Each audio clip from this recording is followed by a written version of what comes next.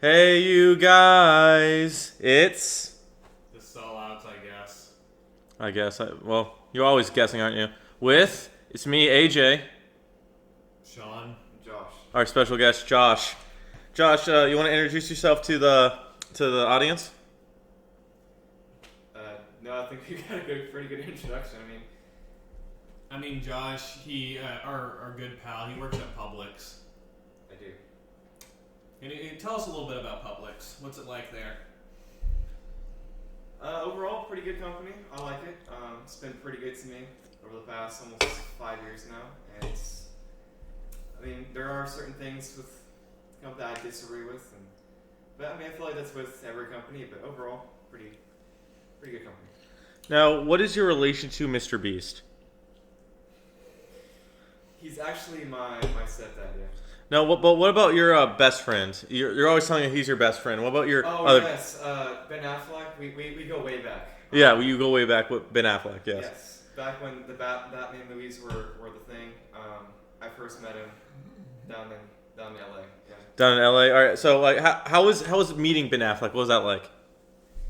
Well, at first, he was with his wife, and you know how things are with his wife. Mm-hmm. So, but overall, he's a pretty chill dude. We hung out. We went to a bar, had a few drinks, and became friends. How often did you hang out with him? Was it like a daily thing, a nightly thing? It was very... I would say it was a kind of rare occurrence. He had to slip away from the house, so... Because, it's... Yeah, because he lives in Hollywood, and it's the nightlife. He's very not busy. There. Yeah, He's a busy man. Yeah. Very busy man.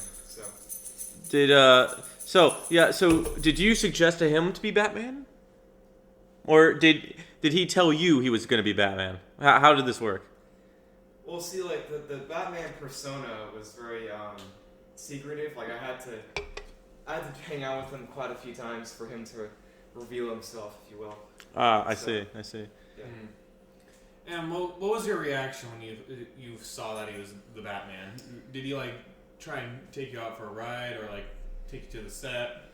Yeah, we took a ride in the Batmobile. He took me to his secret lair, which I can't disclose, obviously. Mm-hmm. Yeah, very cool place, I gotta say. Very cool. Did you get to go onto the set, the Justice League set? I did not. No. Oh. Did you get to meet Henry Cavill or any of the other cast members?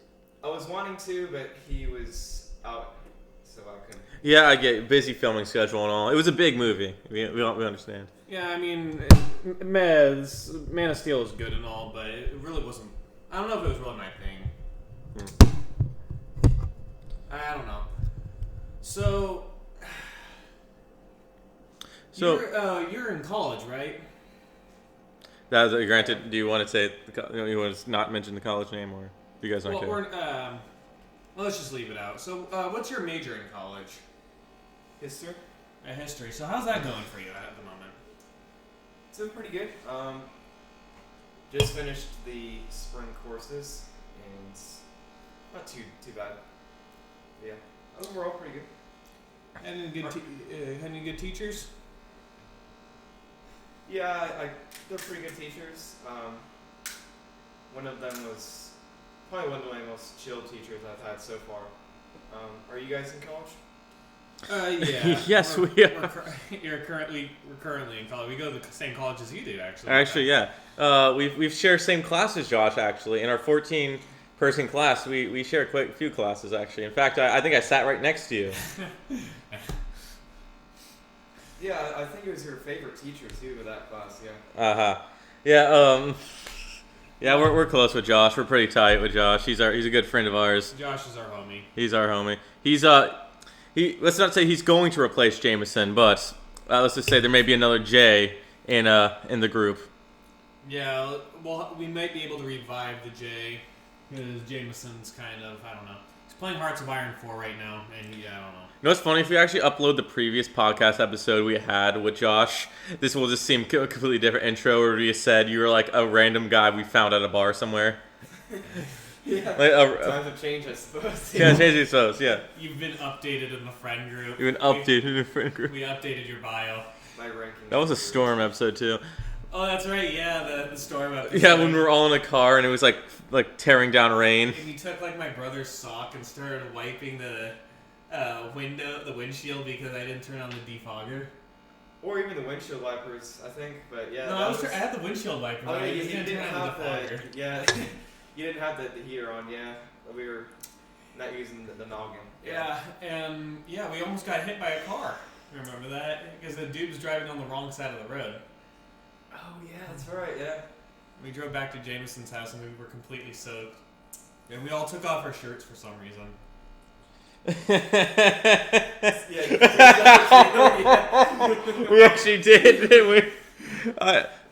I know one of you was it. I think Josh took it off first because he was wet, or was it you, Sean? I don't even remember. But then we all took it after. Jameson did. I did. Jameson's roommate did. Yeah, and we had a pretty deep conversation with Jameson's roommate, and then he just kind of walked off. Yeah, you were talking about Jurassic Park.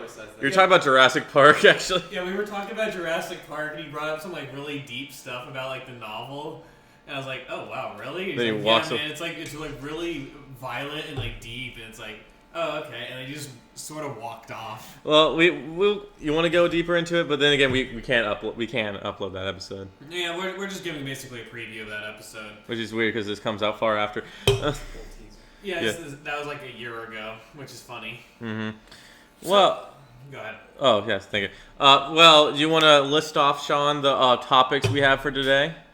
So yeah, we're pretty much gonna hit the usual. We're gonna hit like GameStop. We're gonna talk about some video games, maybe some fandoms at the very end. But let's kick it off with the GameStop topic. AJ, so last episode you talked about you used to work at GameStop. You want to go into a little bit more detail on like the whole games, like not you working there, but like the whole situation at GameStop. Maybe like the history, some of its famous blunders that it's done. I don't know. Oh well, let's see. I know a few stuff about GameStop now. I do. Now, I think everyone's heard of GameStop. If you're even mildly interested in games, you're familiar with GameStop. Power to the player. It's like a one-stop shop for all the wine moms when they're trying to find their kid a gift for their birthday. Yeah, that is basically what it has become. Well, I can't really say that's always what it's been. Maybe it's kind of always been, if you know. It was like the go-to place to buy video games. Interesting. I think everyone here has been to GameStop before. I think everyone in the United States has been to a GameStop. Yeah, I mean it's one of those things where it's like if you haven't been to it, that's more crazy than you being going to one. Right. Of course, everyone's heard about the Reddit incident. Yeah, I mean that's a famous one. You want to go over that, or we can go into that a little bit later, but like the brief overview. I know I'm just giving an overview on like. It's like I'm giving an overview on Walmart, but yeah, GameStop. It's had its ups and downs. As earliest as I can remember, I would go into GameStop. My parents would bring me there, and we would buy games. Normally, I would buy like the latest Lego game. I bought Lego Indiana Jones there, the first one. Very nice. I bought all my Skylander games there. Oh man, I remember that. Yeah. Actually, I bought my first one at Walmart, but all the others went at GameStop. I do. If anyone grew up in the 2000s, you remember how it was all lined up with, games, PlayStation, like Nintendo, Xbox.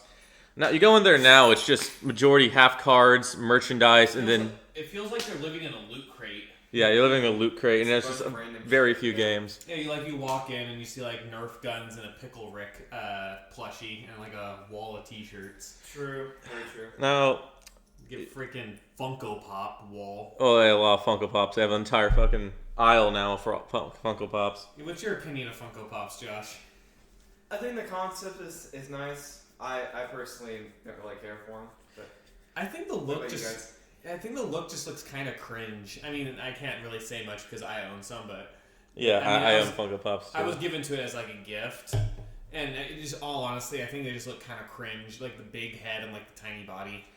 I think it was like a neat, little cute idea, but like again, it has just become like the image of like Reddit tier consumerism and all that. I was watching this one video. Can we name drop people, comedians? Sure, you can name drop people. We're the sellouts. Yeah, I was watching. Yeah, that's right. We was watching a Sam Hyde video, and he was interviewing this dude that collects Funko Pops, and he said that the dude that was collecting it said that his entire house is filled, and he was doing a tour of his house, and Sam Hyde says, if I were in control, I'd throw you into like the Goyslop incinerator. Like, you need to be thrown into the Goyslop incinerator. That's insane. I think they're pretty expensive too, aren't they? Like $20. Yeah, they're $20. When I heard him make that joke, I started bursting out laughing. Shout out to Sam Hyde though. He's a real one. I have the kind of the first ones to come out, the first BioShock ones to come out. Those are pretty old. I think they're like maybe the BioShock Infinite ones. I know there was like I think the 20th, there was the 60th one to come out in 61. Yeah. And then 62. When did Funko Pops come out? It was around, I would say it had to be around 2011, 2012. That sounds about right. I mean, I own some Funko Pops. I mean, I did buy some because it was a part of a series that I liked. I mean, I don't like that, and I've been given some as gifts. Now I look back at it, and I kind of feel ashamed owning the Funko Pops, but I mean, I do. Not much I can do about that. Again, I don't hate them. I always thought they were more just used for paperweights. Yeah, I mean, it's like a cheap figurine you can give a person for their birthday. Yeah, I don't really understand the concept of it because I've heard that if you take it out of the box, it loses value of it too. Because I've heard people collect them too, and like as soon as you take it out of the box, and it's basically value pretty much is worthless. So. Yeah. Yeah. So let's go back to GameStop. Yeah, that's what I was about to say. You read my mind, Sean. Yeah. So did you used to work there? Yes, I've established. Yeah, that was in the last podcast, but we can do a quick rundown of that. But yeah, I can do that. Before I do want to say like my one defining my biggest memory I remember from GameStop is when I bought Halo. When I was getting Halo for the first time, the first few games. I remember I was with my dad. This was gonna be like the first real M-rated game I really got was excuse me, Halo. We go there and I'm asking a few questions like which Halo should I start with? Oh, you should start with 3. You should definitely start with 3. I'm like, oh really? Yeah, that's the first one you should get into. Oh really? What about like the first one? Well, yeah, the first one's good. What about 2? That's the worst one in the series. 2's the worst in the series. Excuse me. Excuse me. Yeah, the guy said, "Oh, it's the worst in the series. Don't play 2." I'm like, all right. Reach. Yeah, you don't need to play Reach. Excuse me. One Excuse of the me. best ones too. Yeah. And then. Yeah. So I said. So he also said, well, Halo is a bit of a scary game series. What? No. Yeah, I'm like, really? I'm like, I mean, maybe the Flood. I mean, how scary does it get? Does it get like Alien scary? And I point to Alien, like I think Alien Colonial Marines that was on the shelf too. I said, no, it just gets a little bit more horrifying. But it's an alright shooter. It's a good shooter. An alright shooter. So so you say like the first Combat Evolved and 3 are the first ones you should play? Yeah, you should start with 3, then play Combat Evolved. The end and the beginning. Yeah. Just ignore 2 that gives a huge plot dump. Explains everything. Yeah. You just ignore 2 that explains everything and just play the beginning and the end. Yeah, I know. And you know what? To be fair, I didn't really know what was going on because they played with the volume off. When I went and played it, I just played the volume off. So you're just playing a shooter? Yeah, I played the campaign with the volume off. Then, granted, I played more of the multiplayer, but like, I played the entire first campaign because I didn't think to put headsets on, and my parents were like, "Can you turn that down?" So I just kept it on mute, and the entire time I played Halo like 3 first, then I played the campaign. I was thinking, man, this is a very weird story. So wait, what was your what was your opinion of like the cutscenes? Like when you had the volume off, like would you just see it as like? I was really confused why the Arbiter was attacking me. Then I realized that's Halo Combat Evolved, and they're all elites. And also why there's no monkeys in Halo Combat Evolved, or there's no brutes. No brutes. Yeah, I know. But yeah, it was a fucking crazy stuff. And I guess that's why I never take really solid gaming advice from GameStop. Or maybe should, I don't know. But GameStop gives some wild gaming advice. That was still my most defining memory at GameStop. I would say for me it was more of just, I think I was wanting to play one of the latest Call of Duty games. I think it was Call of Duty Ghost at the time, which tells you how long ago that is. And at the time I wasn't 18, and the guy at the counter was like, "Oh, you can't buy this game because your parents didn't give you advice. They didn't approve of you buying it, so I couldn't buy it. So I had to like drag my parents into the store and like, yes, I can buy the game," which is stupid. It's a shooter game. It's not like there's anything happening, you know. Are you complaining about that? That sounds like he was doing his rightful job, honestly. No. He needs to. We need to all play games like that. Bro, that was a different problem. Like, I know so many, because like that happens so much. Like the parents who like can't babysit their kids, like buys them like a hard M-rated game, and then when they Call of Duty, like what's happening? when they notice there's like a fucking violence in it, they complain, go to their local senator, and then their senator fucking butchers video games. They freaking buy their kid Doki Doki Literature Club. Yeah. Okay, I don't know what they would mistake that for. They just see funny anime characters like, oh, that's for kids. I don't think that's the case, but I'm thinking more like I remember I was at Walmart once and I saw like a kid looking at a game. She's like, I just buy that. It was God of War. It was I think it was the latest God of War. Maybe it was either a remake.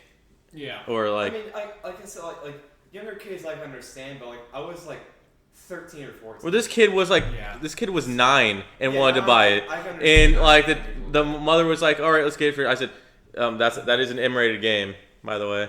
Well, if it was God of War 3, I mean, there's literally a scene where you can go have sex with who's the goddess of love?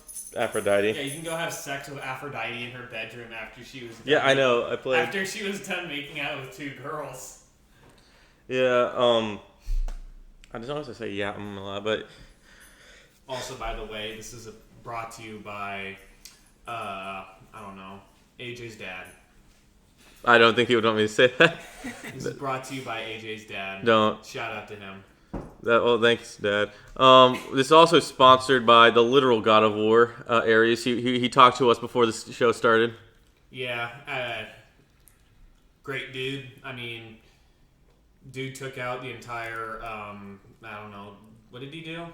I mean, he was kind of a real pussy god if you actually look at Greek mythology. Mars was the more actual intimidating one, but this is not the mythology episode. Okay, so yeah, going back to GameStop, I mean, whenever I went in there, they always gave like the worst takes. I went in there this one time and they were dogging on Resident Evil 8, saying it was the weakest one out of all of them.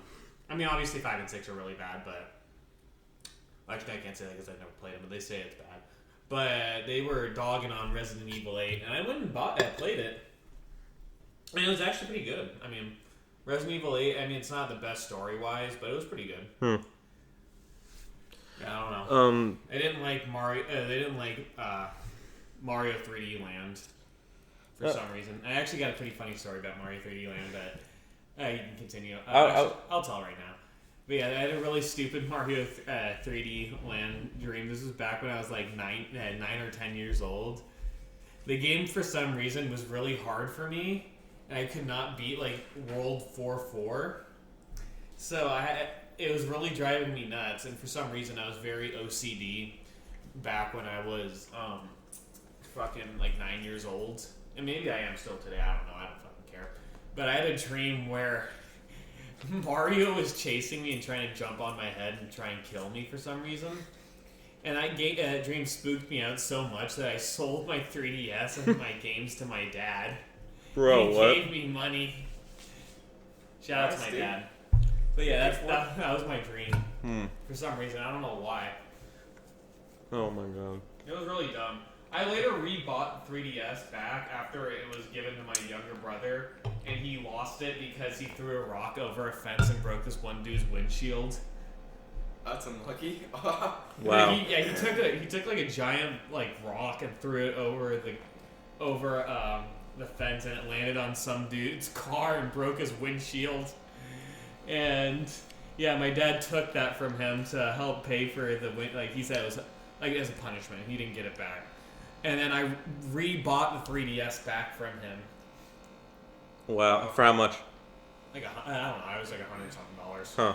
But yeah, continue your GameStop story. Yeah, I was gonna say like I bought a lot of good games from there. I mean, I bought Pokemon Black and then Pokemon Black 2 from GameStop back when it was only $20. Is this on the DS? Yeah, DS. Nice. But GameStop has had a long history of experimentation.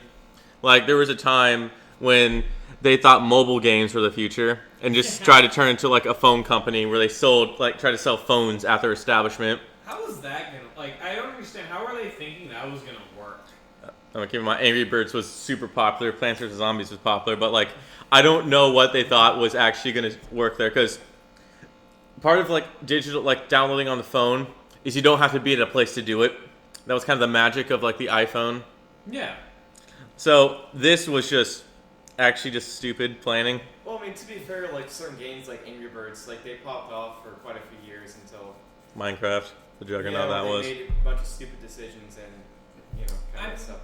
Yeah, when you look at it, I mean, yeah, and then you even got to a point where like you had major developers like Capcom porting like heavy first party AAA games. Like they ported Devil May Cry 4 to it. They ported some Street Fighter games. They ported Rayman 2, PUBG, and it's like I mean, I kind of don't fault GameStop for trying to make that move because I mean, logically, when you see people doing that and porting it to mobile phones, I mean, you're gonna think that okay, this might be the big new thing. Mm-hmm. I don't know, but yeah, looking back at it now, you can kind of see, yeah, that's a stupid idea. I think you're gonna switch and only do mobile games. True. Yeah. Then I remember that wasn't the entirety of that. I mean, it ended obviously because it was a failure. I don't know if this was like a spin-off or something they tried to do or launch at the same time, but I know there was Movie Stop. Oh, I didn't know about that. I learned about this recently when I was going to USA. Did you know about that? No, I did not. No. When I went to Mobile, I was driving home. There was like next to a GameStop, there was a Movie Stop, and it was nothing but deep movies. I mean, that sounds pretty cool. I mean,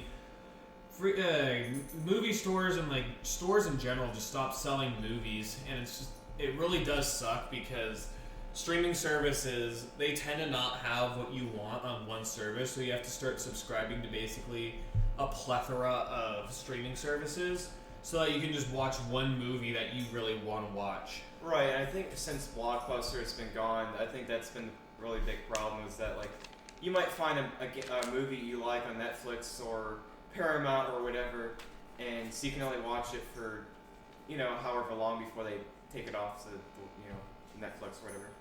Yeah, and it seems like the streaming services, like the shows, get passed around like a joint, and it's like it never stays on one freaking service for long enough. No. Like that happened with me recently. Like I was watching the James Bond series.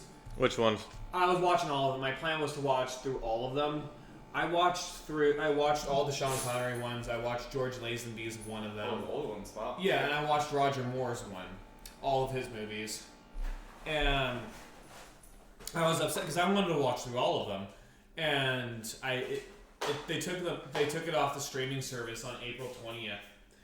And it was really upsetting because I had just finished the movie Octopussy. It's an okay movie, but I wanted to watch through all of them, and they had all of them on Netflix. I'm sorry, Octopussy? Yeah, Octopussy, that's what it's called. Huh. What's it about? What is it about, Sean? So the book and the movie are completely different. So what's really weird is that early on in the series, it was very the first few movies that were made, the Sean Connery ones and the George Lazenby one, they focused heavily on it being accurate to the books as possible. Like Dr. No, like the ones that were the most accurate were Dr. No, From Russia with Love, Goldfinger. I mean, Thunderball to an extent, and On Her Majesty's Secret Service. Those were the most accurate out of all of them. And then after that, they started basically making their own thing. Like if you watch the movie Moonraker and you read the book Moonraker, and same thing with The Spy Who Loved Me, they're basically not even the same movies at all. They have nothing to do with they have nothing to do with the books. But Octopussy is about this one Soviet dude, he wants to set off a nuke in the West and frame it on the Americans, saying that the Americans accidentally set off a nuke in West Germany, causing them to deactivate all the nukes. And then after all the nukes are deactivated and done away with, the Russians will invade the West and take over all of Western Europe. It's an interesting strategy. I mean, it's an okay movie. I only really like it because it's I don't know. It's kind of a fun movie, and the intro song's really good. Okay. But yeah, going back to the topic at hand, all the movies were on Netflix, and they were on there for a while. And I'm kind of upset that I didn't finish them all because it was on there for a while when I started watching them. Took a break from watching them for lunch, but I watched a good amount of them. And then they took them off on April 20th. Now I don't even know where the hell streaming service they are on, and it seems like you can only pay for it to watch them, which really sucks. Mm-hmm. That's what Netflix does. I remember I was trying to watch all of like new Doctor Who. It was just taken off the day I found it. Yeah. But yeah, so Yeah, I feel like it's either that or you go on Amazon and buy the actual movie itself for like $20 or whatever it is nowadays. It's kind of ridiculous. And that's what I hate about like online shopping a lot, is that it really makes it so that you can't go to a physical store and get what you want that day. You have to pay online, pay for shipping, etc., etc., etc., and you end up paying more than what you pay for in retail stores, and it ends up basically putting you back in the 1800s, where you can only buy things via mail order. Also, it kind of just reinvents television. I noticed that with like streaming services. Yeah, in a way, yeah. Let's be honest. I do like having streaming services where you can turn on and watch whatever the heck you want to watch. But it gets to a point where it's like you have so much power and you can watch whatever you want to watch. It gets to a point where you don't want to watch anything because you got so much in your arsenal. Too much. And it's like, yeah, I don't want to watch that. Mm-hmm. Yeah. What we're talking about GameStop. We keep going off topic. So yeah, tell us about the movie stop. Did you go inside it? I wasn't able to go inside it. I did get to see inside as I walked to the GameStop, and it was just like rows and rows of movies. I wish I went in there, but You think it's still open? Because I might want to go there and check it out. we'd have to drive an hour to Mobile, but yeah, sure. We can do like a day trip with the boys. Yeah. Sometime over the summer. Honestly, yeah. We can go to the Chuck E. Cheese that's still there. Chuck E. Cheese. That really fell off. Yeah. Man. I went to the first Chuck E. Cheese in California. It was a double-decker Chuck E. Cheese. Yeah, we went there. So like the story goes is that right the week before there was a murder and they stuffed the kids in animatronics. They caught the guy, then he came back, and there was a sister location. Yes, that's exactly what happened. No, but like what the story goes is that the week before we were gonna leave California to move to Florida, we went to Alcatraz Island and we walked around and saw it, and it was pretty cool. Alcatraz is like I would say it's one of the best locations. If you're going to California, you need to hit up Alcatraz. It's like a really cool location. Pretty iconic. Yeah, the solitary confinement center. Yeah. We got to see the cell where Al Capone was and Machine Gun Kelly. It was really cool. And we saw the burned down bowling alley that was burned down during the riots of the prisoners. We saw pretty much everything. But yeah, we went to the double-decker Chuck E. Cheese, and it was really cool because they had the ticket games, but they still had a good arsenal of actual physical arcade games where it wasn't just about getting tickets. Which unfortunately now is what Chuck E. Cheese is only focused on, is ticket games. You can't really find any actual arcade games anymore, which is kind of sad. Mm-hmm. There were a few games I liked when I used to go there when I was a kid. There was one game, it was like a submarine game where you basically like hunt ships and stuff. That almost like a Battlefield type. Like, Oh yeah, where you fired in certain directions. Yeah. Like, I know what you're talking about. Yeah, I can't think of the name of it. I think it's like Lone Wolf or something. Where you had the looked at the scope, come down, you look through it, and you fired. Yeah. That was probably my most favorite game to play. But either that or like the basketball. Again, we're going off topic. We need to talk about GameStop. Well, I don't know. Okay, yeah. Have you guys heard about the proposal by GameStop to buy eBay? Yeah, the reason we're talking about this, yeah. So what? I haven't heard that. Let's go into that topic. Josh, you know more than we do, I think. Right. So it's basically the CEO of GameStop wants to buy the company eBay at a certain price. I think it's like $120 for like their market price, like per share. But the interesting or the ironic thing is that GameStop as a company is only worth like $20 billion, and eBay is worth like twice that. So it's basically they're going to have to pull money out of their ass essentially to pay for this, or basically to pay for it. We all are kind of curious how this is going to go. What do you think? I know companies are able to do that. Sometimes small companies can acquire bigger companies. I know, Sean, you have the computer. You can look it up. But like, or Josh, you have a phone. You can look it up. But like, some companies, smaller companies, are able to buy out larger companies if I think they have the same amount of stock investors or something, or maybe it's just like the net value. I don't know how it works, but I know it's possible and it's happened before. Yeah, they're offering to buy eBay at $56 billion. Yeah, I think eBay's only worth like $12 billion, so I don't know how they're gonna pay for that. Yeah, let me look it up. But yeah, tell us more about it. Yeah. Oh, yeah, Josh, go. Yeah, so basically, like, they're gonna have. I think it's supposed to be like a 50-50 buy, where they basically merge. Or I think it's either they merge or they 50-50 buy or something similar like that. But they're gonna buy at a set price. To say like eBay is gonna be at $125 per share. I think it's only at like $100 a share right now. So it basically causes a lot of investor sentiments about the stocks. So like, a lot of people are going to buy eBay so they can make money off of it if the deal does occur, and then people are dumping eBay GameStop stock because it's going to collapse. Yeah, it's a meme stock at this point. So. Mm-hmm. Yeah, apparently eBay is one of the top 550 most valuable companies globally. Imagine being 50 seats away from being a Fortune 500 company. Oh my god, that's crazy to think about. No, GameStop. eBay. Well, maybe GameStop will come to that, but again, GameStop has like wild decisions. I mean, let's be honest, they're trying to become a card shop now. They see the writing on the wall. I think card shop's on there. They want to sell gaming cards, like everything now with fucking Pokemon cards. I mean, there is a lot of demand there, There's a demand, but again, yeah, I get that, but I think chasing demand is also kind of risky. Yeah, I'm really hating the whole game companies shifting over to cards. Like, for one, I'm not going to name drop them in case they get angry at us. But there's a card store that's in Pensacola, and it's very close to the mall.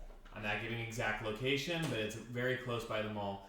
And they used to be a exclusively video game centered store. That's where I bought a lot of my video games. I bought I bought a bunch of my N64 games. They're in PS2 games. Nice. I even went there like during the pandemic lockdown, and I bought Final Fantasy X and X-2.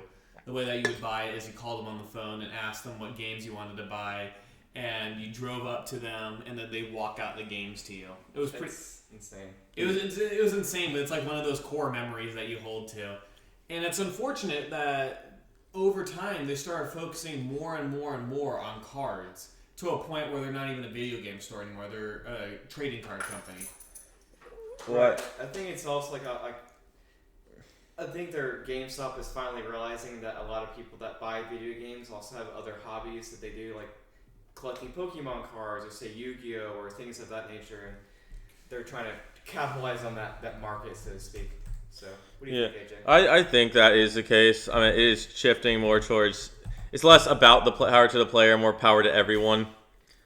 I think because I remember when I was working there, I know this probably was always the case, but they taught us all about like the rundowns on how to spell faulty cards. Because I guess in Florida, if you didn't know, GameStop is legally classified as a pawn shop. Is it really? Yes. I didn't know that. It's classified as a pawn shop. So it taught me how to identify cards, faulty cards, the value of it, scam cards, things that are wrong damage cards.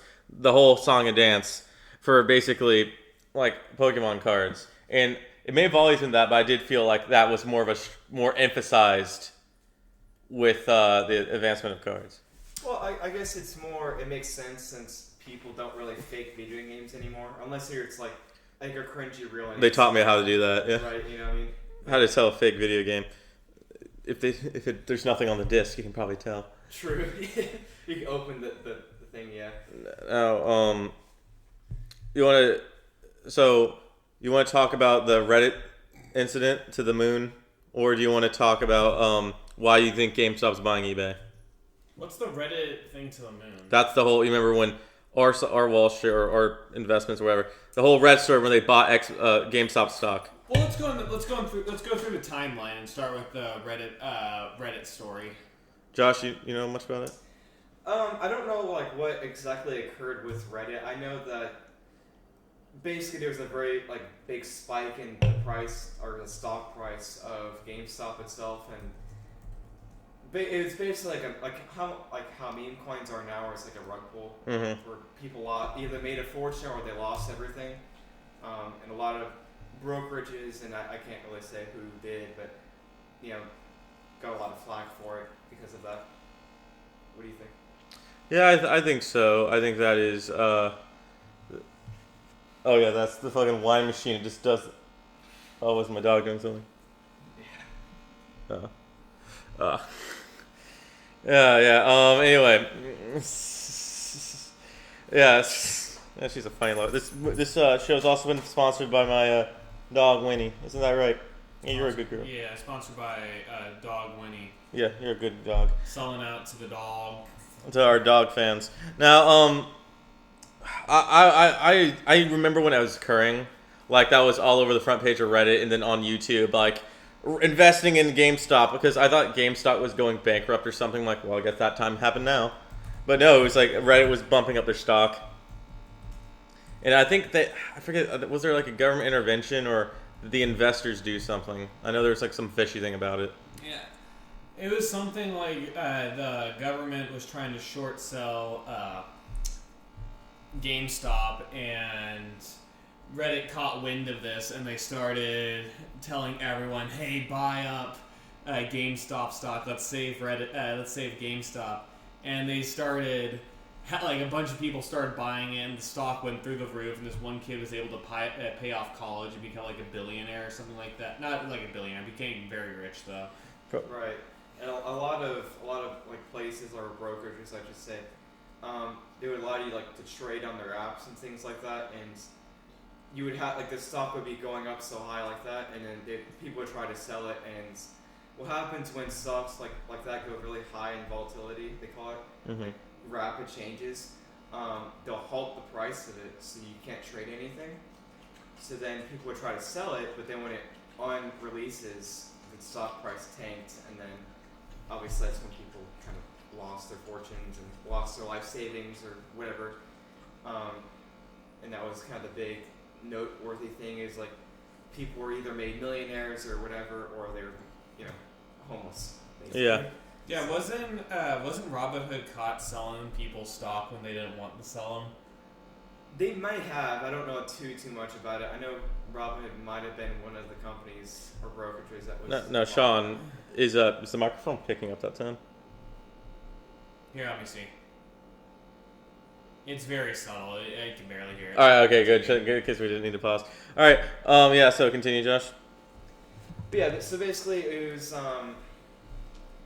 They basically halted the stock, and once it unhalted, that's when it kind of tanked, and then people obviously don't want to lose all this money they put into it because they thought this was going to go higher. They sold at a loss, and a lot of these people, put in everything they had, like all their assets or their life savings type thing, and they lost everything. So that was kind of the big thing is, like I said, they either made were millionaires or they were,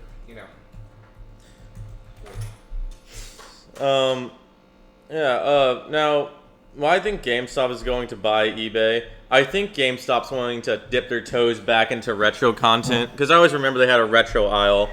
They got rid of it, but now they're bringing it back, which is good because when I was working at GameStop, I went to the back rooms. They had multiple copies of. Back rooms. Ah, there you go. back into some 4chan lore. We're not doing that. We're not doing fucking back rooms.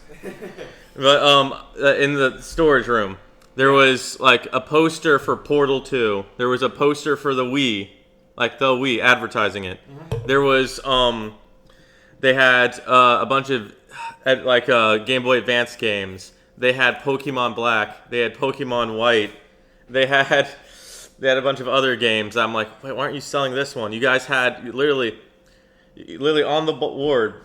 You have again like an advertisement, a cardboard thing for like the Wii U. Yeah. Like you could sell this stuff. This would go valuable for some people. I know some people would sell that stuff. Hey, look right here. You have other rarer games. I kid you not. They had what is it? It was. Oh, it's fucking my brain's making me. Oh yeah, they had both. They had both Resident Evil Revelations 1 and 2 for PlayStation. And I'm thinking like, wait, you could sell that. That's kind of rare. Yeah, I mean, and they just don't. They didn't sell it. They didn't do it. They only sell like the new stuff, which is ridiculous. Mm. I don't know. I think GameStop. I mean, it's cool that they're still around. It's cool that they're a dedicated game store that's somewhat mainstream, but it just feels like they focus too much on chasing trends. Yeah. And that's what really. I think that's really good. What's going to lead to its fall or death. Well, now they're bringing back retro because they had when I went there, they had this little pitiful box full of DSs. There's like cardboard box. It's like, get your DS right here. Oh yeah, they saw. I remember walking in and I saw a little pitiful section of 360 games, and it was just like most generic one. Like they had a copy of Red Dead Redemption. They had Left 4 Dead 1, which is actually pretty neat, and they had like a bunch of other crappy games. Actually, they had the only rare one I found was Revengeance on the wall. Was Metal Gear Solid Revengeance. Yeah. All the others were just COD, Black Ops 2, fucking FIFA, Madden, a bunch of shovelware games. Yeah, it's always like the really big title games. You don't really see a lot of like obscure older games anymore. Mm-hmm. Which is really sad, because I mean, AAA games are good and all, but a lot of the times, I mean, especially nowadays, the AAA games kind of disappoint, and it really looks up to the third party and other groups of people like that bring the goods. Now, that is at least GameStop. I think if they're buying eBay, maybe they're gonna go back to that retro kind of thing. Maybe, I don't know what possibly they're gonna do with eBay besides just own it. Yeah, I don't know what really GameStop can do with eBay. I mean, like you said, yeah, they may just own it. I don't know how they'd be able to implement the GameStop brand into eBay unless they're willing to shift their location's site into basically turning into like a Goodwill or something like that. Mm-hmm. I mean, I don't know how else they could really intertwine GameStop and eBay. Well, who knows? I don't know what GameStop's next move is. Honestly, I think GameStop's are still around by the will of God. This is clearly just like miracle after miracle that they still survived.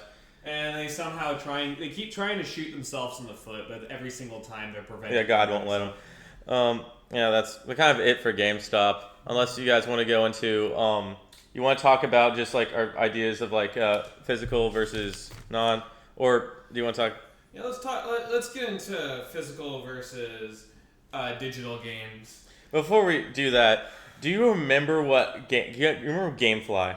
Yes, I remember I remember the advertisements that you would see online advertising GameFly, where it was like you rent the game, they send it to you, and you play it for like you're given like a week or two to complete the game. Yeah. And then you mail it back, or you could buy the game. It wasn't a bad idea, but until you really just sat down and thought about it, like some games are going to be longer than 2 weeks. Well, yeah, and are the game discs going to be scratched to hell? I mean, yeah, like, granted, it was the same like business practice Netflix used to do before Netflix became a streaming service. Back in the heyday, if anyone remembers, this is all out to the OG Zoomers out there. Netflix you would order a movie on Netflix. It would send it to you. You would watch the movie, then they gave you the physical disc in the mail. Then you put it back in the mail, send it back, and then you could get a new one. Yeah, that was what GameFly was, and I mean, I never really thought of trying it out. I mean, did you ever try GameFly? I was tempted to do it, but then I never did. I don't know why. How about you, Justin? Because I think you had to get a subscription. What is it? You ever try out GameFly? You know what GameFly was, right? I don't think so. I never tried it. It was basically old type of Netflix. Remember when Netflix sent out DVDs? Yeah. But that was for video games. Yeah. They also did consoles too. Yeah, I mean, I don't know. It just didn't really seem like a good idea. Did you know it's still around? Oh yeah, it's still around. I looked it up. I mean, it's pitiful now. It's not like it used to be. Especially with digital content, I don't even know how. Well, digital content was big. It was still a thing back then, but it like, wasn't as big. People are still buying more physical than digital. especially since they're pushing it hard now. But yeah, let's talk about that. Yeah, Actually, let's talk about physical versus digital. What's your opinion on digital content video games? Are you more on the side of physical or digital games? I would say the physical. I mean, that way, if say your Xbox crashes or whatever kind of console you have or PC or whatever, you still have the disc. You can still re-download it and still play it. You know, and I think honestly it's a lot cheaper. I think too is to buy it on disc versus digital, because then you can have companies like Microsoft or whatever that can charge extra just because, you know what I mean. Well, it also prevents the issue of them delisting games. True. Like, didn't they a while back delist Bad Company 1 and 2? yes, it did. Yeah, so like buying physical games can make sure that games will never be delisted on services. Or like with Nintendo, just don't even list in the first place. Yeah, I mean, do you hear what PlayStation's doing with digital games? I know they're trying to phase out physical games entirely, Yeah, like with discs. Well, yeah, PlayStation's this is rumors and I may be wrong, but there's a thing that they're trying to do is that you need to constantly be connected to the internet. So you purchase games off of the website. You're given 30 days to connect to the internet and register your game. And if in those 30 days you don't connect to the internet, they could delist your game and take it away from you. You know what's funny? That's what they criticized. That's what they made fun of Xbox One for when that Xbox One came out. Now they're doing that. That's I don't know. I really hate the so idea. stupid. I mean, digital games. I'll be honest. convenient, it's convenient, but I don't think you can really beat physical games because the idea of having the game right there, and you can do whatever you want with it. You can toss it, step on it, kiss it, make love with it. You can do whatever the hell you want with that disc, and it's still right there. Reddit has a few things. Digital games are tied to your console, and you could, I mean, I don't know, something could happen to the console and lose it. Josh knows what I'm talking about. Reddit has a few things they do with physical games, but right. I think that's what he was saying is that the only issue is like physical games is like if the service for like that console itself is no longer available, then that's the only problem you would have with physical games. Whereas digitally, you could have it. It could be lost, or you could. Anything could happen to really. Or as recent things have shown, the game gets shut down. Yeah. What do you? Let's go play original Overwatch. Let's go play Anthem. Let's go play another game, Concord. Concord. Yeah, but the point is, or just in PlayStation's case, PlayStation can just delist a game on their site or just on their library, and then even if you download it, it's gone. Luckily, Steam does not do that, but still, it's outrageous. Yeah, well, I mean, then again, that's also a problem with live service games, where it's like tied to the game constantly being up, and once the game's taken down, you can never play it again. I know I just mentioned it, but I get live service is a bit different one. But like what PlayStation was doing, like you had a game. Let's say I owned like Fallout 4. They delist Fallout 4 for some reason. I know this is exaggerated, but like they delist it, and it's gonna be gone from my library. Yeah, and you can never play it again. Well, yeah.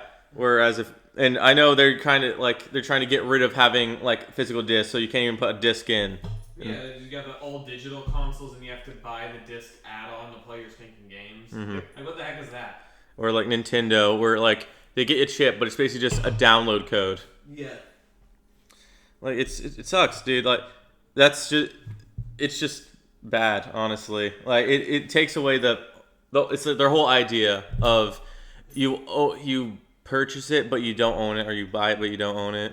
Right. I think that's why I still kind of like GameStop, just because they still own the physical games itself. So and I will say, sorry. Yeah, you can still get like the It may not be for the best price, but I mean, it's probably gonna be better than anything you're gonna get digital. Well, I would say it's probably better price at GameStop than even any other game store. Well, when you look at it, also digital games far less go on sale. I mean, how many times have you seen digital games go on sale? Whereas, excluding Steam, Yeah. we're just gonna for this entire conversation we're excluding Steam because their practices are much different than console games. Mhm. But like, how many times do you see digital games go on sale compared to console games where you give it a year and it's gonna be on sale? And it's going to be worth a hell of a lot less. I mean, look at Nintendo games. They're constantly priced at $60 and they never go on sale. Yeah, it is price gouging, basically. It's highway robbery, honestly. I don't know. Now, Xbox is kind of the contrast to that. I mean, Josh knows this because he has the Game Pass. I do. Yeah, it's pretty neat. Did you hear about the Game Pass? What happened? I guess it really was Phil Spencer who was the problem because the latest lady, the new girl in charge, she dropped the price, so now you get the original deal, like with the original thing they were offering, original price, original deal, and they're actually just dropping the price even lower, I believe. Well, yeah, the problem, what they did was that they made it so that you can. The whole reason why they said they were rising up the price is that the whole Call of Duty, you play on day one on Call of Duty, and they eventually dropped that deal where okay, you're not playing day one on Call of Duty anymore, but you can still play like a year, play it day one a year after, but like it's no longer day one deal for Game Pass. Yeah, and that's fair. Significantly dropped the price. That's fair. Yeah. You can also, from what I heard, is that you can also pay for the games that you want and have it at your price instead of you pay for it and you get all the games. Mm-hmm. So yeah, that was surprising because I've never heard of a company doing that. So congratulations, Xbox. Yeah, Xbox is finally getting their shit together. Also, they changed their logo back to green. Yeah, instead of black. No, it was silver. It was silver. Silver? Yeah, oh, it was black and silver, and the new lady changed it back to black and green. That's much. Green's just screams Xbox. Yeah, it screams that type of. That's what's connected with Xbox. I mean, you remember yesterday when we saw that Mountain Dew Xbox? Yeah. That screams Xbox. That is just the definitive that type of gamer. When you think Xbox, you think green. You don't think of like fucking silver. Yeah.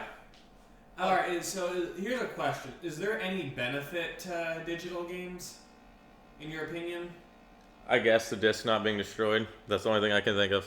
Yeah, I the guess disc decay. Just more personal, like space-wise, of just carrying a lot of these games. But even then, you still have to have storage for it, so it's kind of negated by that. But granted, I personally am a fucking collector. I love to collect video games, so I would much prefer physical. So I can hold it. That's mine now. I own it. You hear that, Sony? I own that game now. Yeah. It's mine. I mean, I don't know really. I mean, with the whole digital games, it takes up way more space on your console. Mm-hmm.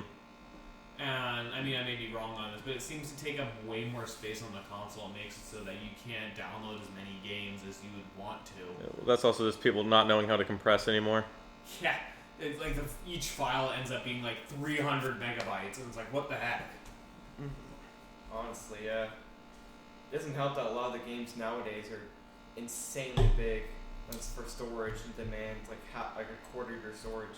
Yeah, because every game needs to be a freaking open world, and needs to run at like perfect FPS. Basically, yeah. Everything needs to have a subscription. Everything needs to be online. Everything needs to have multiple season passes, DLC. Like single players need season pass. Like what season pass for a single player game? Multiple updates. Like the Live game's service. Not finished on day one. They need to have constant updates. Yeah, we had it for granted back in the day. We took a lot of that stuff for granted back in the day. You thought Horse Armor in Oblivion was bad? Oh, brother, you haven't seen what it Dude, is like now. we were so spoiled in like 2010, 2011. Bring us back, please. Dude. Honestly, the games they were putting out were absolute bangers. I mean, you had like the Halo, like a lot of the Halo series games. You had Skyrim. You had all those kind of games. I mean, they're honestly still played today. Because they're made by people who loved it. They were made by people games, who like enjoyed games. It was for the gamer. No, I'm not going to say all new games suck, because I mean, I recently played 2 excellent games that came out recently. Which were? I played Resident Evil 9 and Pragmata, and both were excellent games. All I'm going to say is there's a certain streamer that says Pragmata is terrible. That guy can go and be wrong. That's all I'm going to say. Yeah. Excellent game. I'm not saying his name, and I'm not saying anything mean, because I'm not going to get in trouble. All I'm going to say is all you can go is just be wrong. Well, I think a lot of people already called him out on that, so you don't have to worry. Yeah, I'm not taking chances, though, because you don't know what he's going to do. Yeah, fair enough. So, yeah. But, yeah, most of the games nowadays releasing, it just doesn't seem like they have a soul. I mean, that is true. Now, I think it's both true. Also, I do believe that's just modern game culture. It's just, it's, again, I think the problem of, I do agree that, like, you should be a little bit more open to a general audience, but I do believe, like, there's pros and cons to keeping it to a fan base and keep making it for everyone. I don't think everything should be for everyone. Yeah, and that's why I like the Dark Souls series. I mean, this is kind of a jump. But yeah, I like Dark Souls series because it's like, it seems like they know their fan base and they're not making it for everyone. That's why the games are super hard, because they know the people that are going to play it are the ones that are up for the challenge, and they're going to gatekeep it from all the people that can't deal with hard games. Mm-hmm. Right. I think gatekeeping in moderation is good. Otherwise, I just like absolute gatekeeping, because you just turn to Sellouts, where you become no true Scotsman, even with people who are there fans from day one. Yeah, I mean, obviously there's the extremes. Fallout. Yeah, like you get freaking no mutants allowed. Where it's like only Fallout 2's the best game ever made. If you like any other Fallout, then you're just bad. But I mean, I think to a certain point there should be a little bit of gatekeeping, but not too much. There should be gatekeeping. I do think gaming was better when it wasn't mainstream. I know that's a very generic statement. It wasn't before it was mainstream. It was good.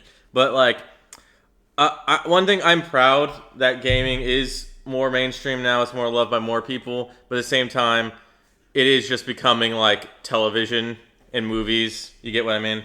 Yeah, pretty much. It's pros and the cons. I get it. I'm not going to look at it with, like, nostalgia glasses and say, oh, everything was great back then. But, like, there were things we took for granted. Yeah.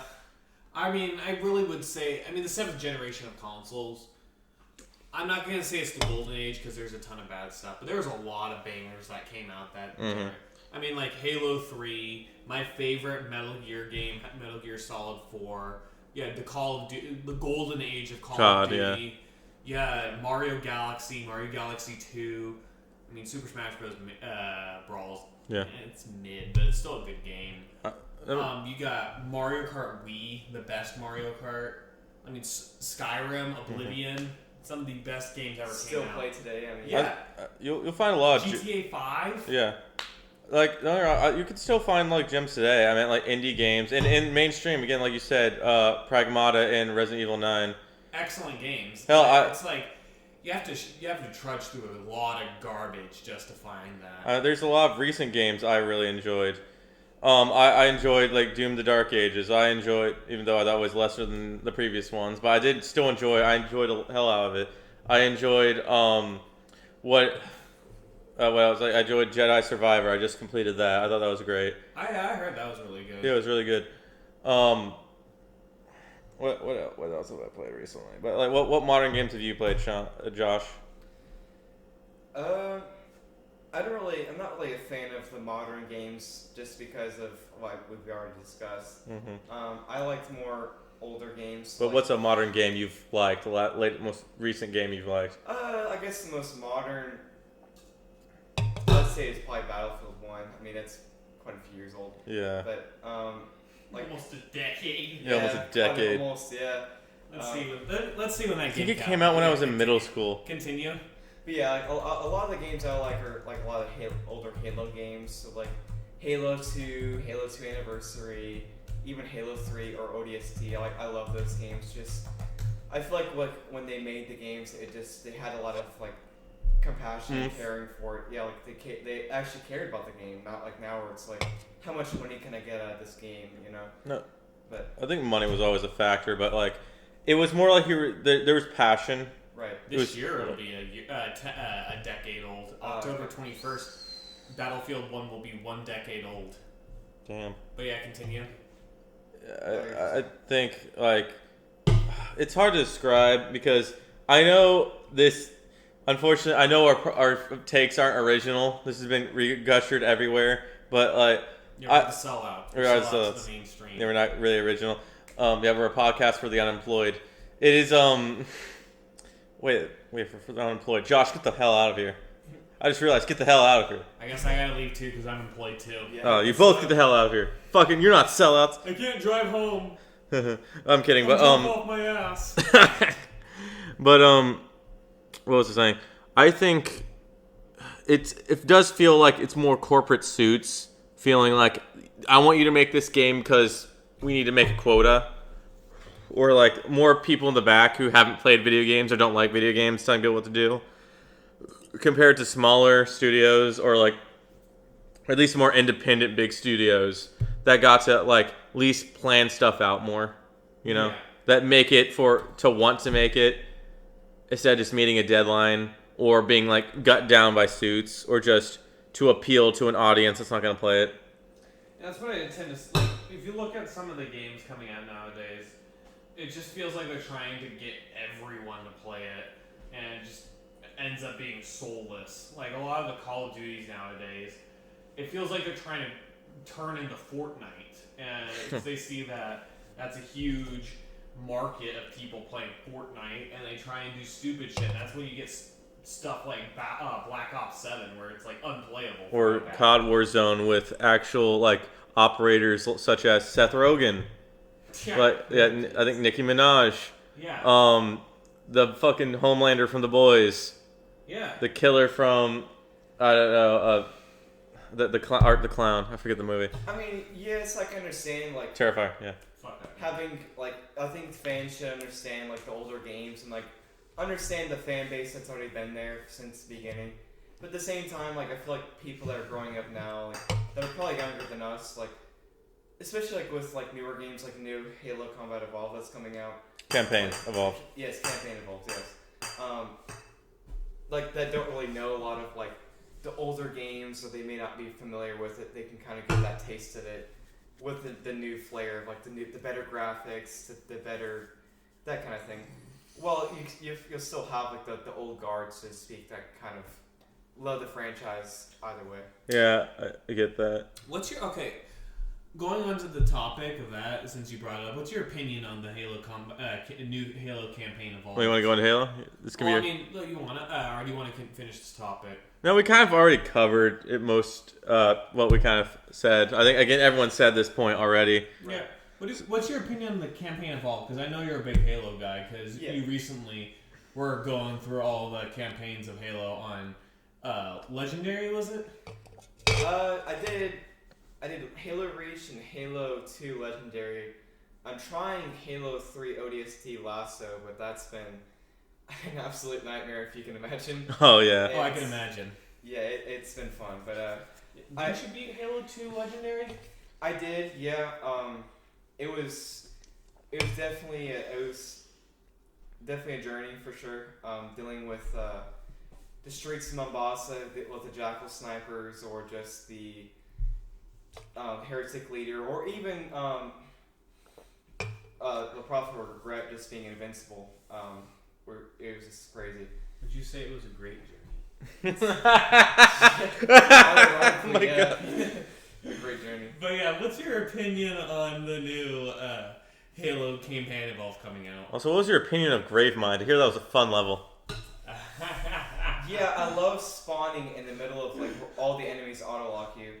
I think that was the first mission. I think up to that point, I probably had 2 or 3 skulls on. I think it was like Thunderstorm Skull or one of the other skulls, where they're alerted to you. But the Gravemind level itself wasn't bad. It was only when you went down they call it the prison portion of the level.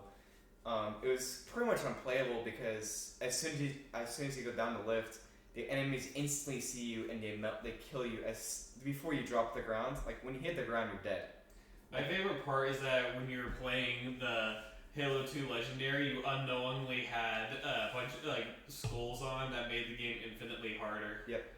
What were some of the schools, Sean? Or Josh?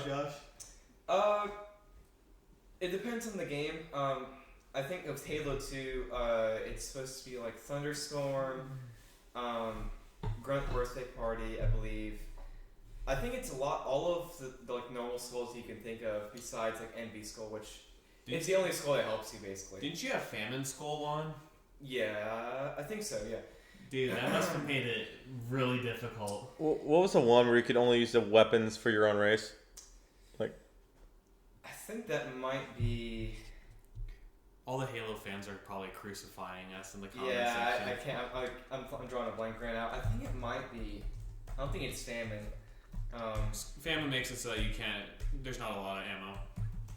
Yeah, you spend twice as much. So say like, where you pick up twice as, I think it's twice as less, or I believe. So like, say if you pick up normally 30 rounds, you're gonna pick up 15, which obviously in a legendary that makes it infinitely harder. You know? Foreign skull. Foreign, that's what it is. Foreign, yeah. So you can only pick up human weapons, but with certain levels, it gives you some leeway. So say you're playing Gravemind on Halo 2, there's not any human weapons, so you have all Covenant weapons. Yeah. So, other levels, I wouldn't say in Halo 2, mainly in like Halo Combat Evolved. That's where it's a real challenge, where you have a lot of people that play Halo as, I would say, professionally. Their job. Yeah, basically, or like a side job. Struggle really hard. Like, I believe it's on Halo Combat Evolved. I believe it's TNR, or they call it Truth and Reconciliation, where you basically board the Covenant ship. There's all the sniper ammo that you get at the beginning of the mission is pretty much all you have throughout the level. You may get like 5 or 6 rounds, like magazines here and there, but other than that, it's a nightmare.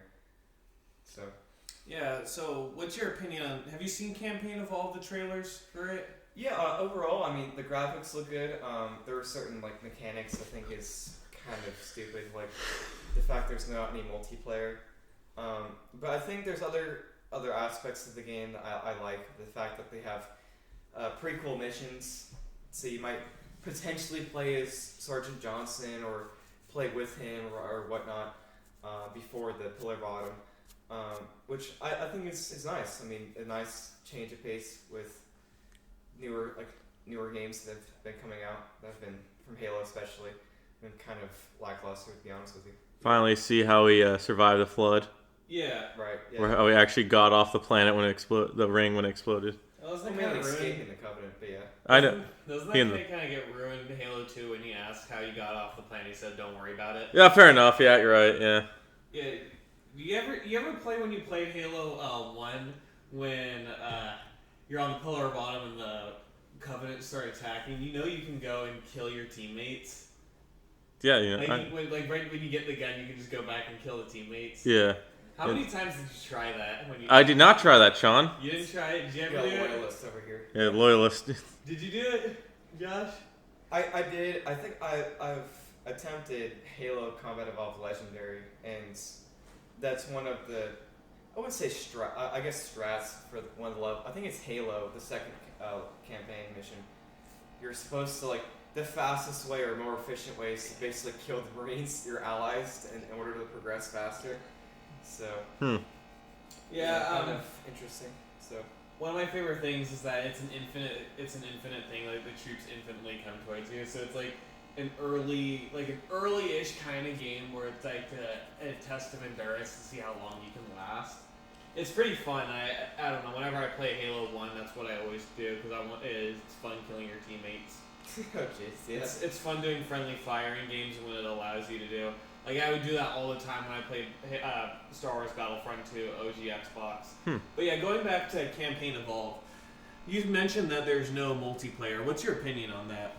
I think it's a mistake for the Halo Studios, but I mean, I guess they're offsetting it with the fact that you have prequel missions before the actual main storyline of the game, which helps offset that, but at the same time, I feel like that's a major setback for Well, What do you think? AJ? I would say it's a massive mistake because that was like the main selling point of Halo for the OG Xbox, and like the main selling point for Xbox Live originally is like multiplayer. Well, And not OG Halo, but Halo 2 definitely. Halo 2, but I would say even a little bit for OG.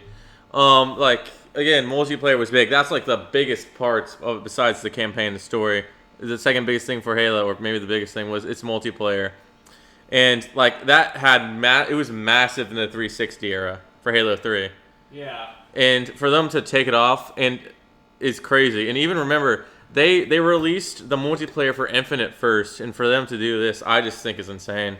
Yeah, I don't understand why they would do that, because it just seems like the whole idea back in the 360 era, what's better, Halo multiplayer or Call of Duty multiplayer, the whole arguments there and stuff like that. And for them to just take that out and not remaster some of those classic maps that were in Halo 1, it just feels like a major letdown and setback for the series. It's like if they gave you like a pizza but only give you half of the pizza. Like, well, I want the other half. Right. And you go ahead. I've heard they're also discussing remaking Halo 2 in the Unreal Engine as well. Again. So yeah, pretty they've much, already yeah. made a remake. Honestly, I think they should skip Halo 2 and do Halo 3, which hasn't gotten any kind of remake. I should say since it came out in 2007. Or Reach. Yeah, maybe do like ODST. Maybe like for 2, maybe you can do like you can re-release the one that was done back during the Xbox One era. You don't have to remake it. You can just re-release the updated graphics one. Maybe just re-release that, because that still holds up and looks really good nowadays. Just re-release it and then just go straight back to 3. And then maybe, I don't know, combine Halo 3 and ODST on one disc. Not like combine the story, but like have it all on one disc. Yeah. So you can play both. Like a DLC kind of. Yeah, I mean, I'm not saying DLC. I'm not saying pay for it, but like put them both on the same disc where you can play Halo 3 and then you can go play Halo ODST. No, that's definitely an interesting point. But yeah, I really do think it's a bad idea them not putting multiplayer on Halo Campaign Evolved, because I mean that was like I don't know. I really play Halo for the multiplayer. I mean, I play the campaign a lot. I love the campaign. Halo 2 is my favorite, contrary to what the GameStop employees say. I don't know. I feel like I feel like it was a lot like the trilogy games. I feel like the main time I played multiplayer was mainly like Halo 3. Yeah. Or like Halo Reach, especially Halo Reach. But I mainly played the other games for just the campaign aesthetic of it. But I mean, especially for Reach, I played the campaign as well as the multiplayer. But I feel like the multiplayer itself was much better overall. And you spent the first Halo 3. Yeah, me and AJ play multiplayer Halo 3 all the time. For the first few podcasts, actually, we were just playing Halo 3, and you can hear it in the background, and we never thought to film it. Yeah. Yeah, which was dumb, but whatever. That's not the point of the story. And then Josh enjoyed Halo Reach. I know you really did enjoy it. You stared a lot at Cat's ass, but besides that. Whatever you say, AJ. So wait, what's your opinion on the Halo franchise? What's your favorite Halo? Oh, I think one more stuff we kind of forgot to talk about with Campaign Evolved is everyone complaining about like the assets are just from Infinite. How do you feel about that? Mr. Halo, John Halo. John Halo. John Halo. I'm not like the expert here, but I mean, Sean and I met the voice actors for like Master Chief and Cortana. Yeah, I got a signed copy of Halo 2 with Master Chief and Cortana on it, and it was actually a pretty fun story. I mean, I'm not gonna rehash the story. That's our Pensacon episode. My talk with Cortana. Just go watch the episode. But suffice to say, it was a really fun interaction. But yeah, what's your opinion on that? Reusing assets. Reusing the assets. I think it's just the Halo Studios is kind of like running out of ideas. If like they try to make new games and the fan base is kind of done with it. They want like the older style game, like the trilogy type game, or even like newer games like Halo Reach. Like they miss those kind of games. They don't want the newer kind of games like Halo Infinite and stuff like that. Yeah. I mean, from the looks of it, I haven't played Halo Infinite. The campaign looks good. I don't know. I mean, I've never played it. I'm not a big Halo guy. I mean, I've played the first 3 games, so, I mean, not as much. But Halo Infinite looks good, but I can understand why the fans are upset with it because they didn't really do much with it, and they just sort of let it die after the game was released. No, both Josh and we played the entire series. I mean, I played 1 through 3. I played a little bit of. I enjoyed Halo Infinite. At least I enjoyed the campaign. Yeah. I thought that, again, I do agree that the multiplayer was a bit mediocre, but I did enjoy the campaign. I think it was, out of all the ones 343 has made, I think it had the best campaign. Which I guess is saying much for the 343, but I did enjoy it. I know some people will defend 4, no one defends 5, but I really did. Yeah, it's dog. God, I wish. Yeah, 5 is one of the worst things humanity's ever made. Yeah, but I do think I really did enjoy the Infinite story. Now, it is kind of funny, though, that Sean and I have a theory of what the original plot that they changed at the last moment for 5. Oh, yeah, 5, me and AJ have a theory that 343 Industries, since Cortana has a physical body in Halo 5, is that they wanted to push a love story between John 118, I think? 117. 117, yeah, that goes to show how much I know about Halo. And we're talking about it on the podcast. Hi, I'm from the Sellouts. I'm Sean, and I've never played Halo that much. But, yeah, they wanted to push John 117, or Master Chief, and Cortana and her relationship. Well, they kind of implied that throughout the series. Which is the one thing, another thing I kind of dislike about the Halo fan base as well, is the fact that, like, you have the Halo series on, like, Amazon, and that's this kind of similar thing, I like how you guys are talking about, where Cortana watches it. Gets cucked, yeah. She gets cucked. There's like a weird romance between the two, which is another like this. Well, granted, at least they had the foresight to make it non-canon before it came out, which is good on them. Yeah. Good for them to save it, yeah. But yeah, they want. Go ahead. Between Master Cheeks and that one Covenant lady. Yeah, they were gonna try and push a relationship between Cortana and Master Chief, and I bet you anything they thought it was a great idea until Xbox came in and said, "Yeah, this is gonna totally fuck us over, and it's gonna ruin the entire game fandom." I think this is what honestly to God, I do think. Since 5 did feel like fucking fanfic writing, it's the only like rated T Halo game. It felt like they were trying to push every single thing in the story into Halo 5. Like it was trying to be like fucking Marvel movie, but it was such like fanfic tier writing. I legitimately do believe they did give Cortana like a physical body. They brought her back after like, well, I mean, she was always gonna come back. Yeah. It was always gonna come back, but like the way they did it with like her being now evil, I 100% do think. Like, in a fanfic-ass way, they were going to, at the end, like, their true Halo 6. I definitely do think it was going to be, like, Chief convincing her to be good again, and I do think they were going to fucking kiss. I think it was going to be that cringe-ass, like, idea. They kiss, and then they have sex in a cabin somewhere, they have a kid, whatever, and they call him John Halo or some shit. Like, they're on a cabin, I think Arbiter's there, waving them off. But, like, of course, I'm joking about the last part, but I do think they're actually going to have them kiss. He's going to take off his helmet and kiss her. I do believe that's a fanfic-ass tier writing they were going to write. Like, there's tons of things, like, we make theories about, we think, oh, that's possible, what's going to happen, but with all my heart, with my chest, beating my chest, I do believe that is what they were going to do with Halo 6. And then when they realized that wasn't the reception they got, like everyone hated it, they quickly had to backtrack. They fired the guy or not really fired the fanfic guy, but like they had to quickly rewrite the script. That's why like Infinite's so different. It's basically like it feels so disjointed. It's more like a sequel to a Halo Wars 2, really. Not only that, but it's like in Halo 5, it's like, oh yes, the Master Chief who saved humanity twice now. He's somehow like the big asshole. He's a wanted fugitive. The fugitive, yeah. Like, give me a break, dude. With our new team of wacky characters, including Spartan Locke, this Oni agent we never heard of, and we never hear from him again after this. Actually, yeah, I'm pretty sure. Probably a good thing.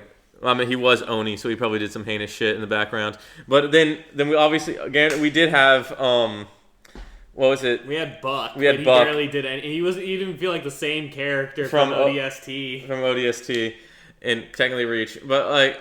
Was he in Reach? Yeah, he was in Reach. When was he in Reach? I think he was in the background. Oh.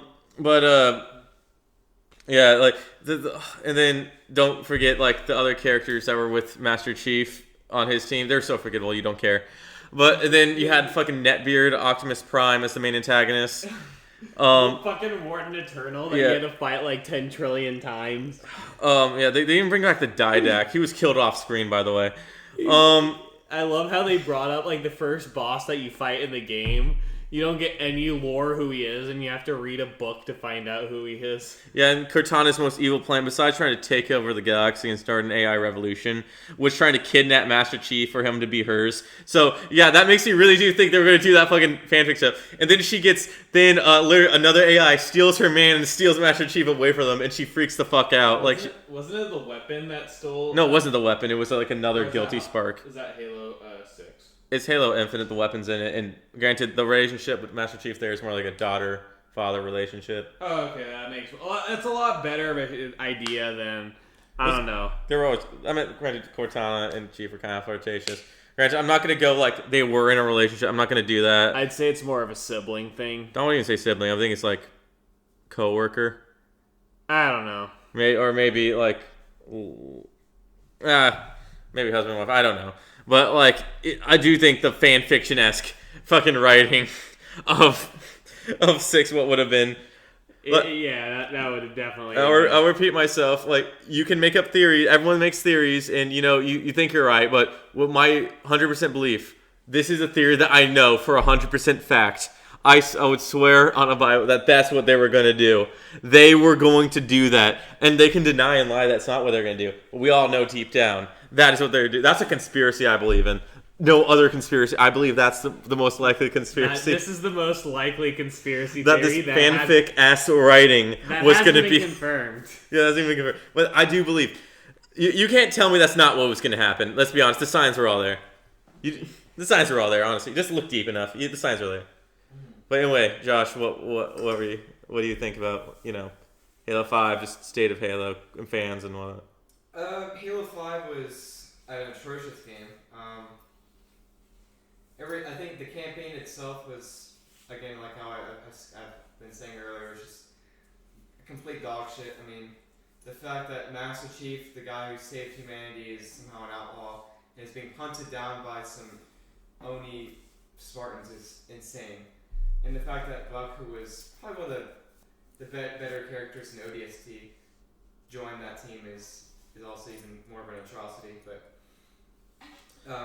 the Halo itself is definitely needs a better game that has the overall fan base support than Halo 5. And it is annoying that they're just doing the same old thing of like, well, here we're making the game again, remaking the game again. See, you guys want the classics? Well, here's the classics. And that's what I was saying earlier. Is that like they're not making anything new. It's more of like instead of like solving the problem initially, it's like okay, let's just prolong this problem and remake the games that have already been hits already until we can't really reuse it again. Mm-hmm. So. Yeah, great. I do understand why people are upset with Campaign Evolved, though I do think like them being upset and throwing up their arms when the Needler has an ammo count is stupid. I think that's like the least egregious thing. Didn't the Needler always have a count? No, it was just you didn't. It was in your HUD, but like now it's on the gun. It shows you how much ammo you have. Oh yeah, like it didn't show it on it, but you could see it like off. But like I don't really think that's big of a problem. But I know there's a controversy talking about the whole. There was a tree that was on the second level where you're driving the Warthog, and there was a tree that blocked it off that prevented the Warthog from continuing on this level. But they removed that in Campaign Evolved, and even one of the developers came up and said, "I put that tree there purposely so you can't continue using the Warthog." Okay, that's stupid. Yeah, I mean that's nitpicking and all, but it's like that is fucking stupid. That is fucking stupid. And okay, never mind. I agree with the fans there. That guy deserves to be made fun of because that's so pretentious, honestly. Yeah, I made it so you can't get across there. Like, what the fuck, dude? But yeah, what's your favorite Halo game? I would say by far it's Halo Reach. It's been my most favorite.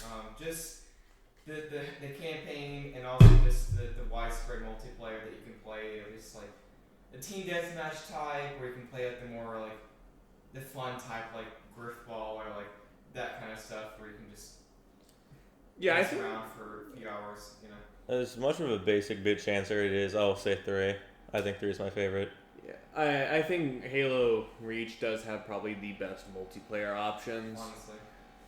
I personally think Halo 2 is my favorite, though. I can see that. Yeah, I would also like Halo. I like Halo 3 too. It's up there. Halo 2 is probably my favorite. Now, you wanna move into the next topic of our favorite games of all time? Maybe do like a top 10 list? No, we briefly hinted this last episode. You want to talk about the Mario Galaxy movie? Yeah, we all watched. I mean, 2 of us watched it. I don't think Josh cares. I haven't watched. Do you not care? Do you want to see it? I would be interested in seeing it. I just haven't watched it yet. All right, we can skip that until Josh.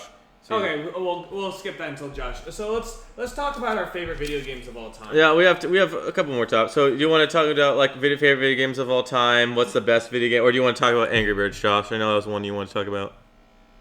We can do Angry Birds. Yeah. All right, let's talk about Angry Birds. Birds. And then we'll go to our favorite video games of all time. Yeah, we can do that. All right, let's just talk about. I think any Gen Z boy who grew up, or just anyone in Gen Z who grew up in like the 2000s, knows how big Angry Birds was. If you were a kid, that was the shit. That was your favorite video game. It was really for me, it was the really big 3. You had Angry Birds Seasons, and Angry Birds Rio. Those are the 3 big heavy hitters for me that I truly remember. Like, I remember back when Angry Birds Rio came out, I was in Las Vegas for the first time, and we were sitting in the terminal, and my dad was playing Angry Birds Rio. And I just remember playing Angry Birds Rio in the terminal, waiting to go back to where we used to live. I remember this, actually. I remember when I downloaded, we were going to we were about to board a flight the next day. We were going on a trip somewhere. I don't remember where, but I downloaded Angry Birds Rio. The game wasn't really out yet. They had like the demo, and it would be released the next day. So I played the first 5 levels, completely restarted them, and then I remember I played the rest of the game on the plane there. And I enjoyed it. Granted, I think Angry Birds Rio is the only lasting legacy the Rio movies, yes, there were 2 of them, have. Yeah, I mean, no one really cares about Rio, but I think Angry Birds Rio is probably the best one because there's not only the objective of killing the pigs, but you had to save the birds too, which added a little bit of difficulty to it. What do you think about Angry Birds? Also, it was the first one with a boss fight. Yes. Yes, I definitely had the same nostalgia as like a kid. Like, my dad would let me play it on his phone, and like I would play the original Angry Birds, like play against the King Pig and all that stuff in the boss fights, and it was always fun. I would also say that my most favorite Angry Birds is probably the Star Wars variants. Probably the first and second one. The second one mainly the most, just because it had more episodes. Like, it included like episodes 2 and 3 and like a little bit of 4. You can also have like all the main characters of like this trilogy and everything else. I just love those games. What about Angry Birds Space for y'all? Oh my! Don't get me started on. I love Angry Birds Space. I thought that was like such a clever take. Granted, I was like, what was I like, fucking 10 at the time, but I thought that was like so fucking cool. Oh my gosh! It's more than just like fucking throw the cap game or Castle Crasher or whatever that was, like, you know, Crash the Castle. But like, I thought it was great. I loved it. I fucking loved Angry Birds Space, and you know. Yeah, you had like the. It was the Star Wars Angry Birds Star Wars before Angry Birds Star Wars. Yeah, you had like the iceberg bird, and he came and brought them all to space with the one asteroid egg or whatever. Yeah. Then they had the gravity, which like the gravity bubbles and different like special things. Yeah, it kind of adds a little bit of like difficulty, but not like more puzzles. Too much. Yeah, like we had to think a little bit about how to place things and everything else, which I liked. Of course. You guys remember the toys that Angry Birds had? Yeah, I actually had some of those. Oh, the Angry Birds Star Wars. Have it too? What? McDonald's? Yeah. I actually had Angry Birds toys that I bought from Target. Oh, are you talking about like the Angry Birds Star Wars stuff? Because I bought a shitload of those. Yeah, I bought a bunch of. Oh, yeah, I think it was Star Wars, but I bought a shitload of Angry Birds toys, and I had like little keychains that I put on my backpack. in high school. That was in high school. In elementary school, that was like the bling back then. Oh yeah, dude. That I remember back in the day. It was like fucking. It was that and Ugly Dolls. Yeah, it was so interesting. I loved Angry Birds. Like Angry Birds Seasons. It felt like DLC for the first game, but it was still good in its own. Granted, my favorite season. That's definitely a season. Chinese New Year's. But I did enjoy Angry Birds Seasons, even though like it did feel like just extended of the first game, but just with different seasons. But I did like it. It was a fun game. It was. Probably, granted, probably my least favorite thing about it, but like not least favorite, but least played. But I still enjoyed it. And nostalgia have it. Granted, nothing beats the first one, even when they try to add more gimmicks to it, like this new levels. Like I remember there was one where like red could just like you can move in a different direction when you hit on it, or bombs now electrical. But I think that was the original game. that was in the original game, but they added that later. Granted, obviously the music was amazing. That was my favorite. Everyone loves the theme.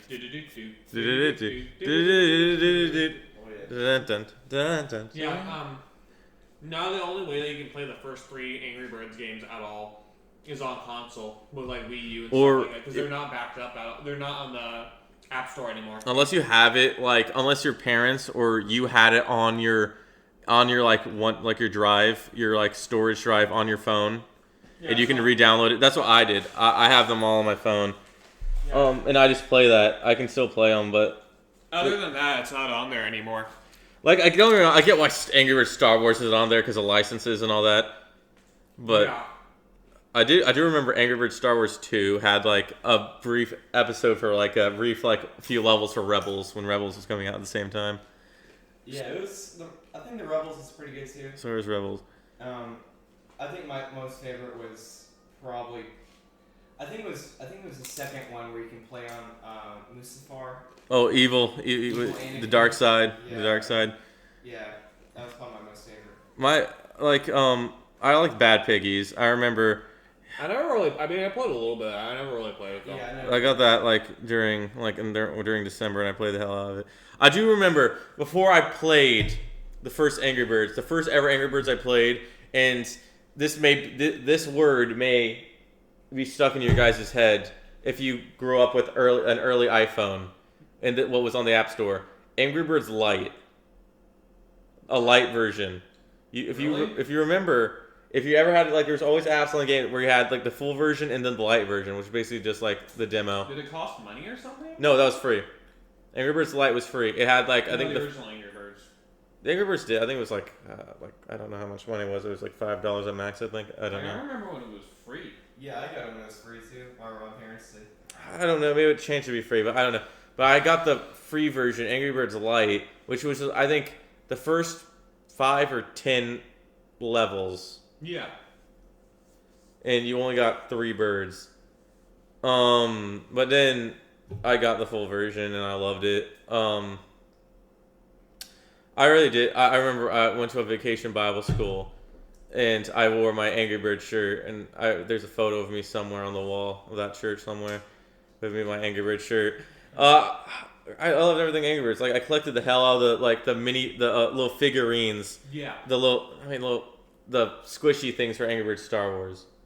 Angry Birds Star Wars, I remember, was really big on the playground. Mm-hmm. Like we all talked. Everyone wanted to collect those. Yeah. Which is funny because we grew up on different sides of the country, so it was a global phenomenon. Or at least nationwide phenomenon. True. Nationwide, yeah. But then Angry Birds kind of went off the rails, like with different ideas. They had after they had Angry Birds Transformers. And then they put out Angry Birds 2, which was a card based. Like you had a certain number of cards, and you can only play the game with the cards. It was weird. Yeah. A lot of the microtransactions. Did you ever watch the movies? Yeah, I did. Unfortunately. What's your opinions on the Angry Bird movies? I think the first one's okay, but I never watched the second one. I think the second one's slightly better than the first. Really? My favorite part of the first Angry Birds movie.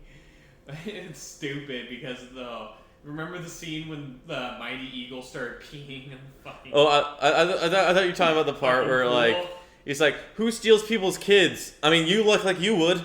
I mean, that's the only one I laughed at, but everything. It's like that guy's a pedo. I remember the scene where he almost committed murder by doing like basically he almost committed like bird abortion by breaking the egg. I mean, lucky enough that the baby was still alive. He almost committed a bird abortion by breaking the egg. Wow, Sean.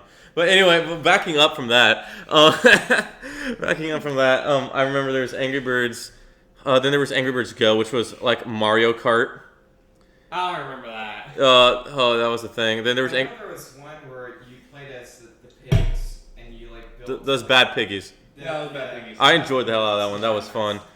I really enjoyed that one. Then there was Angry Birds Stella, which what was that? So it was the pink bird, Stella. She was in the first game, kind of, and her thing was like bubbles.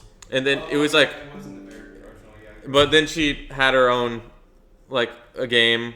Oh yeah, she did. With her own And cast, there's like all the female birds. except there's only like 2 female birds in the original game. Yeah, they added some. Yeah, add some. I There was didn't know the white one was a female. The egg. yeah, Matilda. Or That makes whatever. sense. Yeah, the egg. Then there was. What the fuck? There's a deviant art page for Angry Birds. Why are you looking at fucking Angry Birds DeviantArt, dude? Oh boy. You're asking for some shit right I now. already know that was. I'm gonna immediately log off of this. But like, then there was Angry Birds Epic, which was basically an RPG.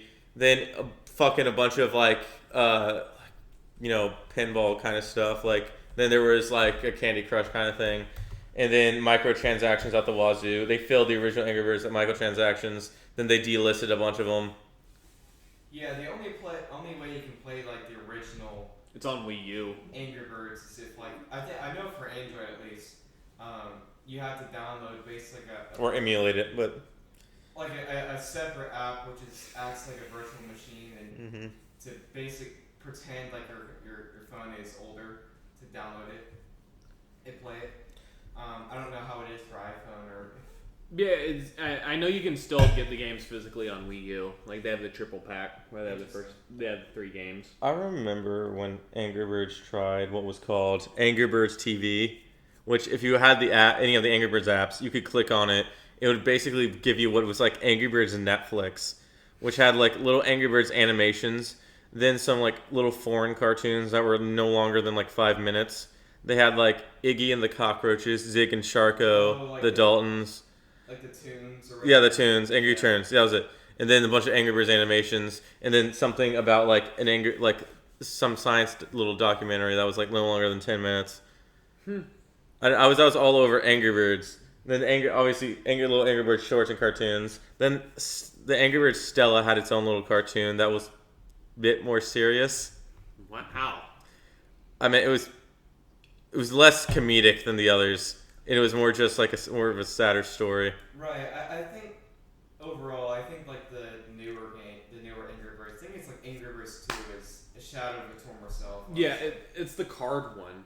Then they kind of brought back Angry Birds Classic. Now it's called Red's Adventures or whatever. I think But it's only on Apple though. Yeah, it's only on Apple, but it's not even really the classics levels. I do remember back in the day looking for the golden eggs, and it was every set of levels you completed, like an item from that level would appear on the loading screen, and you could tap it. Oh, that was fun. It was. Yeah, I don't know. It's Angry Birds has gone through a lot in its like almost 2 decade long existence. I mean, hey, Sega's trying to buy it now. Yeah. Would that be better? I would Sega probably. I don't know. No. Probably not. I mean, Looking at it now, yeah, it's been around for 16 years. Angry Birds since 2009. I just remembered a story related to me with Angry Birds. Yeah. For one, I remember when I was super young about it. I think I was like 6. I for some reason called it Mighty Birds, but that's not the story. The story is I think this is AJ's like dumbest moment, or just granted probably I can't say pathetic moment because again I was young at the time. I was in elementary school. I think I was like I was in the 3rd grade. Might have been 9 or 8. But I was at a kid's birthday party, my friend Gavin. I told you about this is the same Gavin I told you about the Legos with Sean. This kid, it was his birthday, and we were having a sleepover that night. And his mother bought us a bunch of like Angry Birds little like mystery packs for Star Wars, and you're probably gonna look down on me, but then again, I was super young. I opened up my pack, and it wasn't one I wanted. And then, but Gavin, the birthday boy, opens up and gets the Darth Vader, and then I kind of cry and demand he give me the Darth Vader because I didn't want the one I got.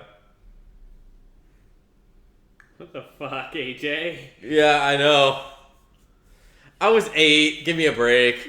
I look back, I'm like, wow. Did he give it to you? No, and he shouldn't have. Like, I would be upset if he did. Looking back, yeah. I would feel worse if he did. Honestly, I'm glad he did. I got Give used to me it. the card. It wasn't a card. It was like a little squishy thing. Give me the squishy thing. I want to see AJ, like 9-year-old AJ, do that. It's so bad. But yeah, it's been around for like almost 20 But hey, years. joke's on him. I stole his Lego scales. His minifigure. Yeah. Well, that's a different. That was a different incident. But But yeah, you guys want to go into favorite video games? yeah, of it's all your time? favorite video games of all times. Let's talk. We can do like a top 10 list. Like this kind of goes into multiple things. What do you think is like the ideal video game? If you were trying to get someone into a video game, like let's say your dad or you met someone who's never played a video game before, what is like a video game that like the go-to video game to suggest to someone? Well, like all of us want to craft together like the best game list. Well, of course we can do our top 10 game list. Yeah, I mean, let's craft our own game list, and then we can do like a group game list. But first, I do want Josh to answer that question. Yeah, what's a game that you would like? You met a person that's never been into video games. What are 3 games that you'd suggest them to play? I would say like Halo for sure. They've had quite a few games that have been really really good. Other than that, I would say probably Battlefield, and then followed by like maybe Fallout. Which Battlefield and which Fallout? For Battlefield, I'd probably say like if you're looking for more like modern appeal, Battlefield 4. Or if you don't really care for that, I'd say Battlefield 1. As far as Fallout, same kind of thing. If you want like the more retro feel, like Fallout 3 or Fallout 4, I'd say. I think it's a good.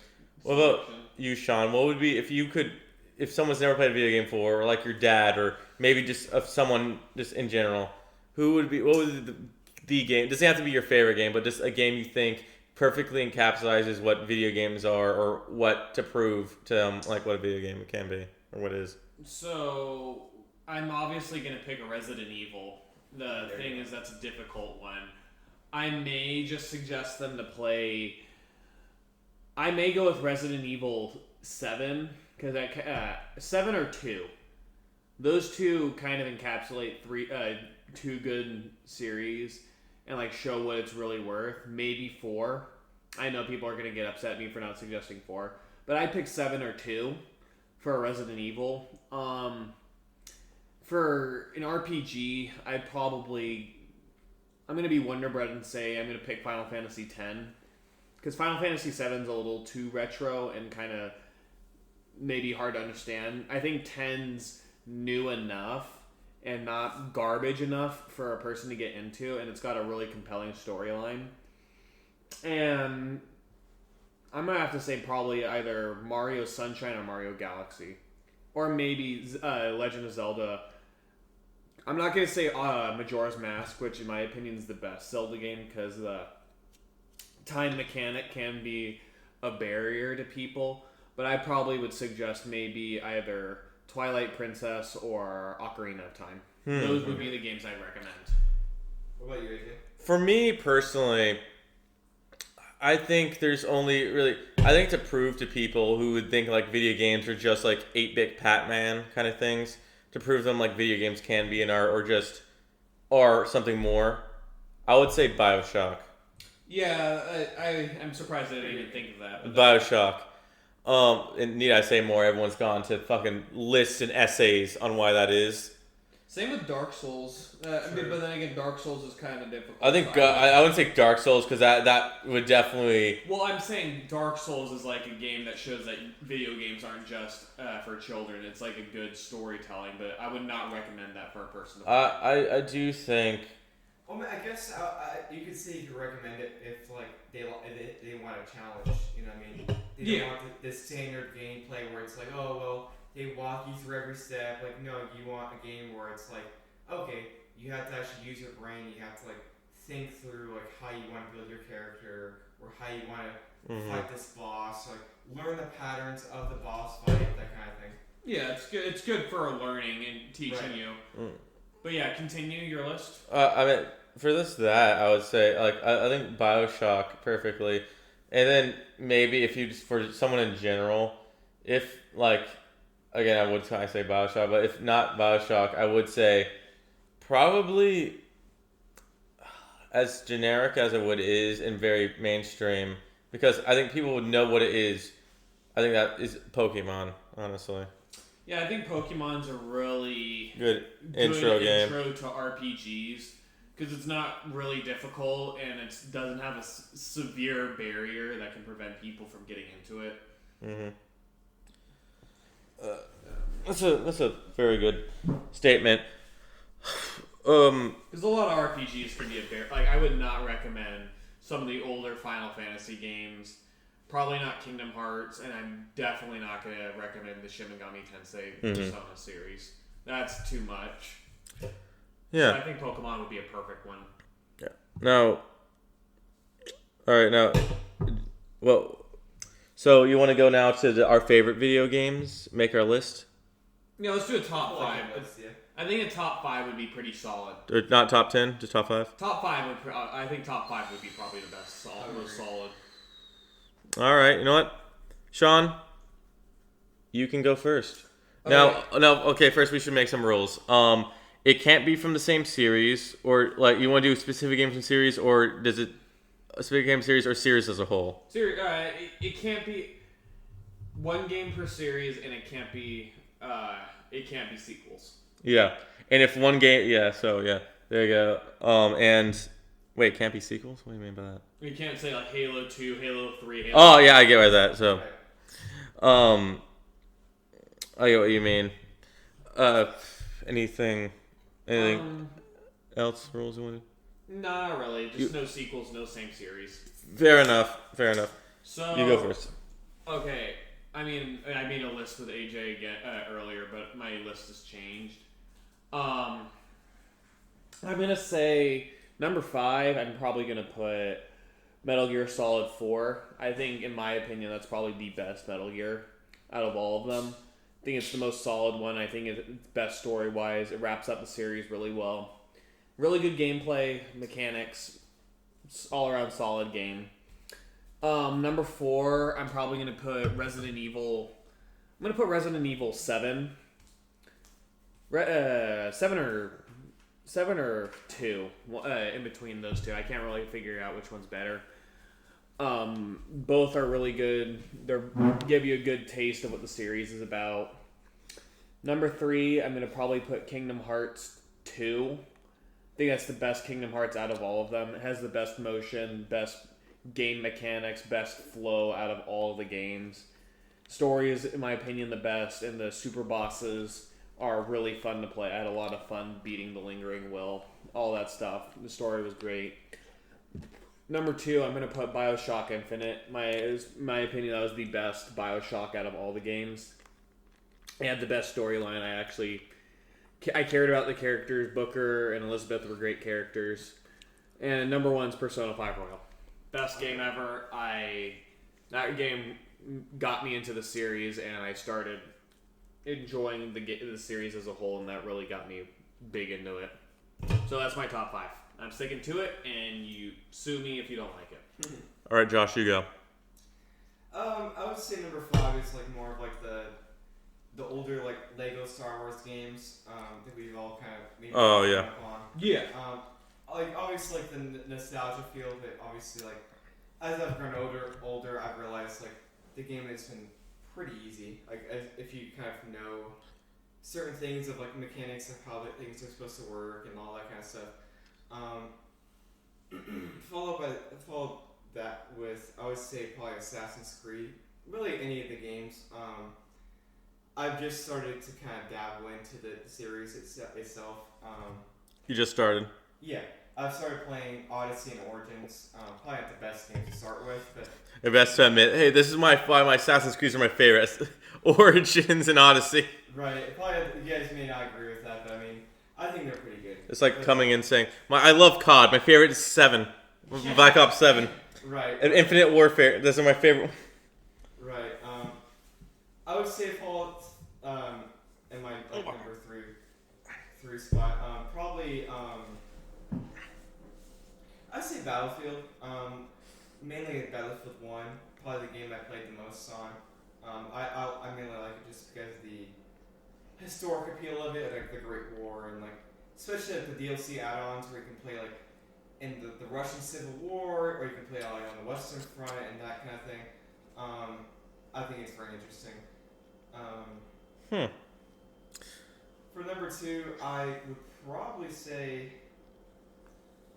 honestly, probably an older game, like World of Tanks, just because I'm kind of a nerdy guy myself. I kind of like more of like the history portion of nations, like the kind of tanks they have, like or like the more infamous things of that nature, like the Tiger tank and stuff like that. I would say my most favorite overall is Halo, for sure. Like Halo Reach, for sure. Just because of the story, like just the fact that no matter how much the humanity tries to thwart the Covenant, it's just not enough, you know. Just the Covenant have more, and they're just better in every way, and the humanity bravely tries to defend itself and is, valiantly tries to do so. But what about you? Very well said, Josh. I think that's very well spoken. I think it's a very well laid out list. Now for me, my top 5 favorites. God, I could have like a top 10, 20 list, but like for top 5, my all-time top 5, like my unshakable top 5. All right, so at number 5 is going to be Metal Gear Solid 5, The Phantom Pain. That was my first Metal Gear game. Honestly, I loved it, even though it took me an entire month to finally finish. I love that game. I love the Did you story. do all the optional missions too? I did that, yes. You did that's pretty. Yeah, that was fun doing all the optional missions and stuff like that. Yeah, actually, I think I did most of the optional missions. But I did enjoy it. I loved it. I love the characters. I love the story. I really enjoyed it. Everything about it. And I loved Venom Snake. I loved, just Miller, Ocelot, Quiet. I loved all the characters. Huey. Huey. Rick. Oh, The traitor. Nah, well, I don't really like Huey. I think he should have broke more of his leg. I love that game. I think it's the best Metal Gear. And Sean and I can debate which is the best one, 5 or 4, but for me it's 5. Number 4.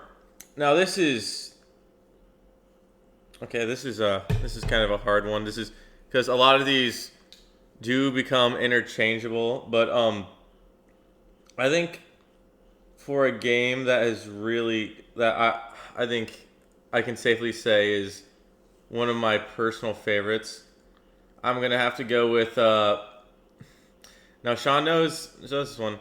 I'm gonna have to say Hearts of Iron 4. Hearts of Iron 4. I do have over 9,000 hours in the game, so. I thought it was 10,000. Oh yeah, I'm at 10,000 now. Thank you for reminding me, Sean. Oh boy. I'm at 10,000 hours. Literally, I sat down for 2 years straight.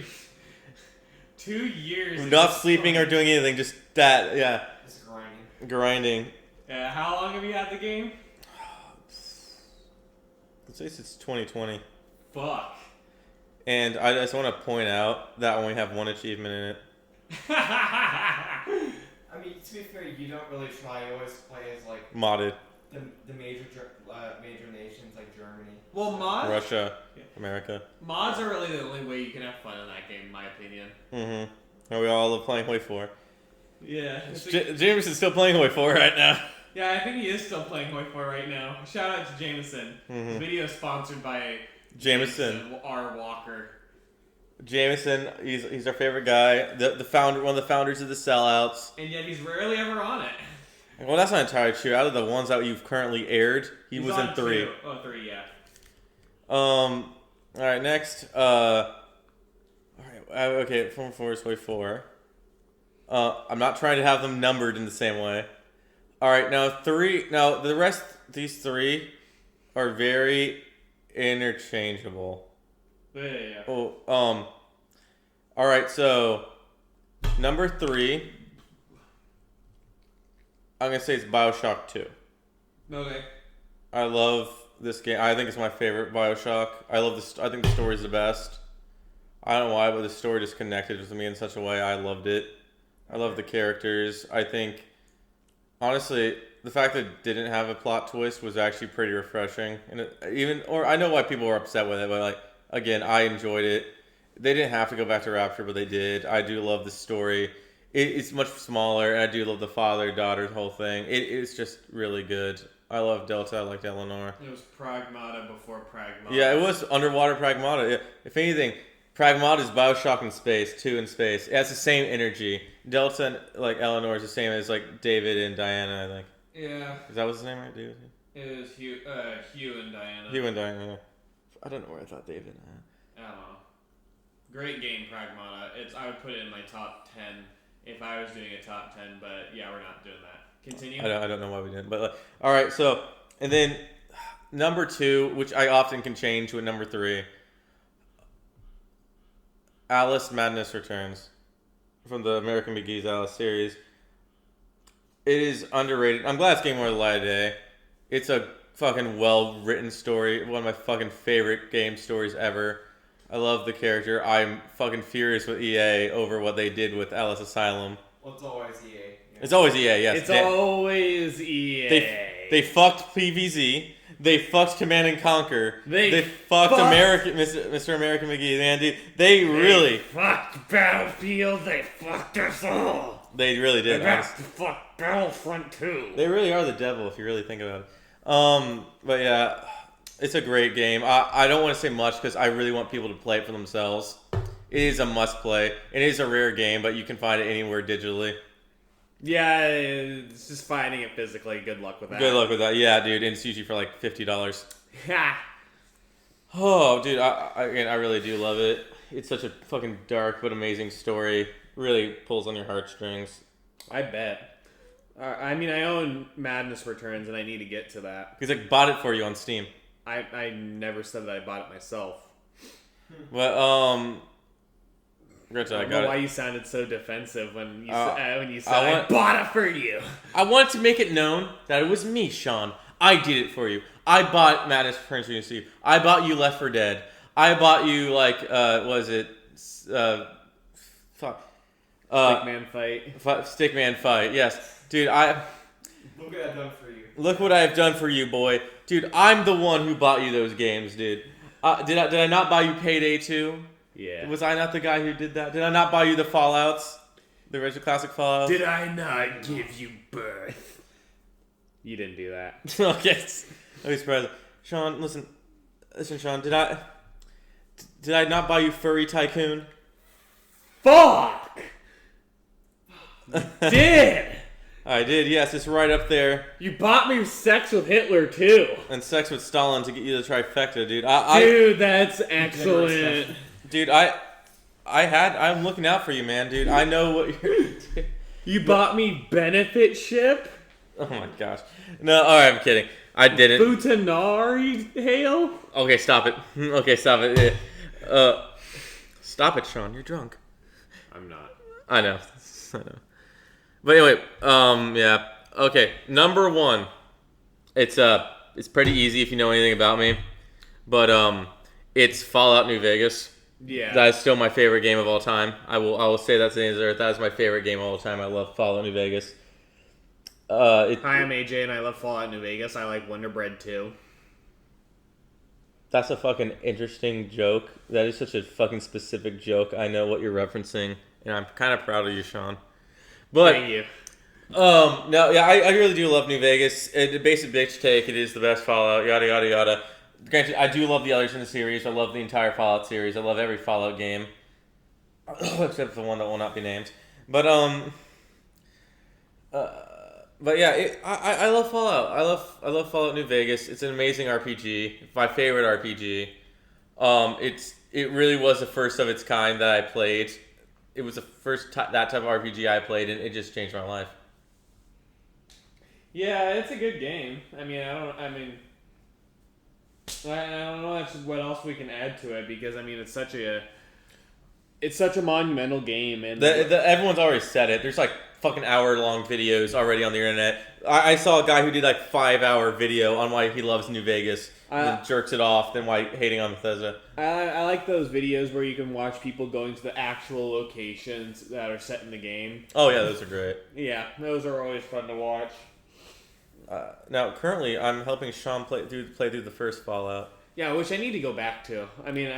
What did we get? Did we leave? No, we didn't leave The hub. We didn't leave the hub yet. I completed the main story, and I somehow killed the what's it called? The Deathclaw with very little damage and death. Well, he completed the main quest and the hub. But yeah, I like Fallout. Actually, I think New Vegas is one of those games, like, there's a specific list of games that are classified as the must-play games, that, like, if you're ever playing a game, it is one of the must-play ones. Like, you know what I'm talking about. Like, if there's, like, when you think of a game that people must play, like, if anyone's doing a game list, New Vegas would be on it. Up there with Halo, obviously. I've only played a little bit of New Vegas myself, but I've heard very good things about it. Yeah. In my opinion, that's just me. Do you guys, like, if there was a list with, like, must-play games on it, what do you think would be on that list? Must-play games, definitely gotta have a Mario game on there. It's debatable with Mario. Probably Galaxy. Yeah, Mario Galaxy. Zelda, you're probably gonna get either Ocarina of Time, Twilight Princess, or Breath of the Wild. No Majora's Mask? Nah, Majora's Mask is a fan favorite, but people are probably gonna recommend those three. Obviously Pokemon. Debatable which Pokemon. I'd say Black and White. Yeah, but then you're going to get everyone that makes their own argument. Yeah, I also had a soft spot for Gold and Silver. Modern Warfare. Yeah, you're going to get a Call of Duty, most likely at Modern Warfare. Modern Warfare Trilogy. You're going to get a Bioshock game. Bioshock, mainly the first Bioshock, or Infinite. Yeah, you're going to get a Souls game.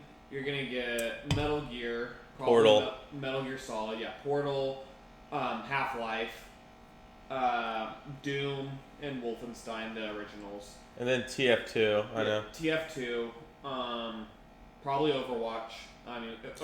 Overwatch when it was still around. Still around. It technically is still around, but yeah, let's just say it's around in certain ways. People will not remember it for being a game. Let's say that. Yeah. But yeah, those are some.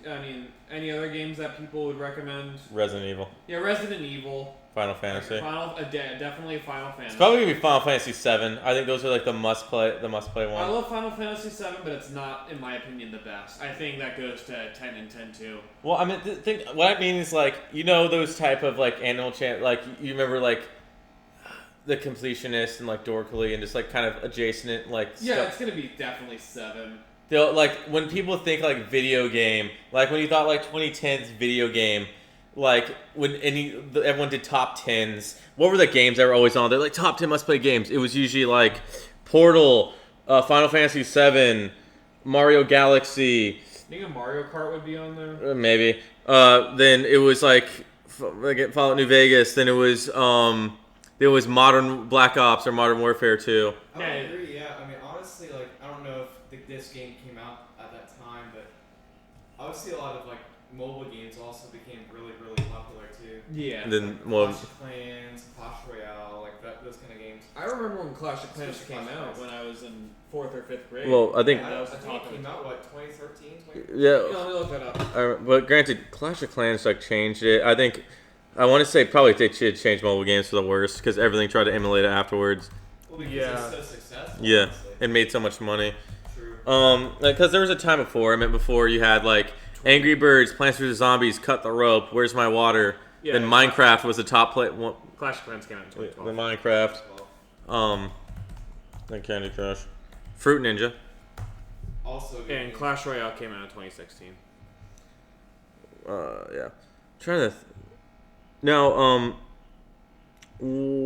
like when I'm obviously people have a list of like when people think are the video games. They usually have obviously Mario, BioShock, Tomb Raider, Legend of Zelda, Sure. To a lesser extent, Metroid. Metroid. Yeah, sometimes Metroid. Obviously, you're gonna have Crash Bandicoot there with Sonic. Yeah. You didn't mention any Sonic games, which is interesting. Well, I wouldn't put it on my list. This is not retro. Shout out to our previous episode. Yeah. Dead Space. Yeah, Dead Space. That's a big one. Like I remember because I like to say this list because I remember Minecraft.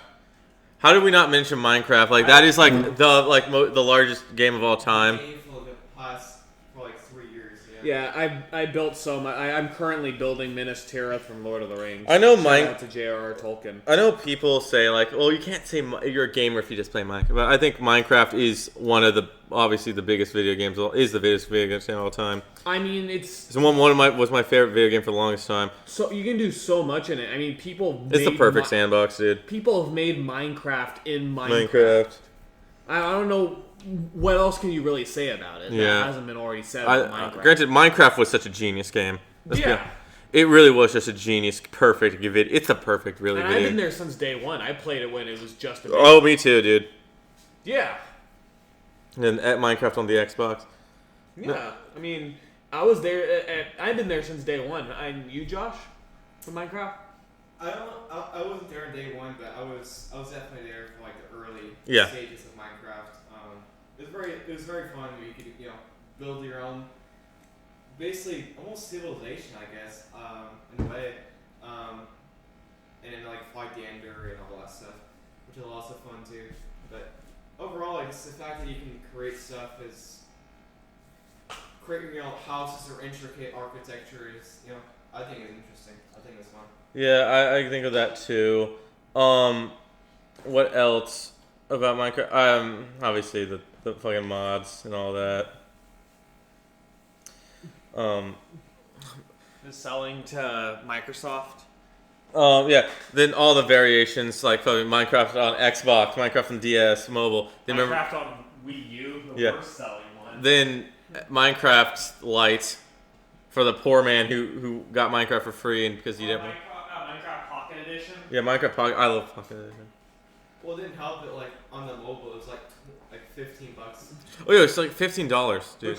Which really made it upsetting because my brother somehow got Minecraft Pocket Edition for free, and I wanted to play it, but it cost money. Was it the Lite edition? No, oh yeah, it was the Lite Edition. It only had zombies on it. Yeah.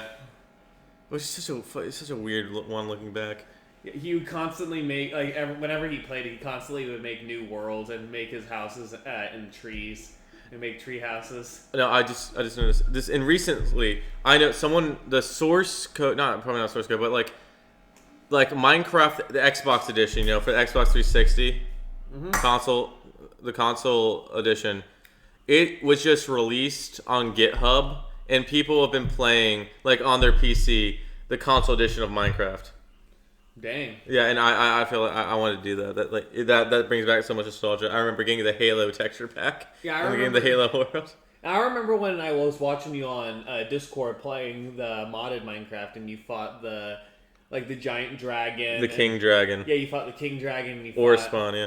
And then you fought the giant Godzilla monster. Mobzilla. No, that is from older modded Minecraft. OG Legends will know what Crazy Craft was in Spawn. And then you had like the Lucky Block mod and stuff like that. Lucky Blocks, yes.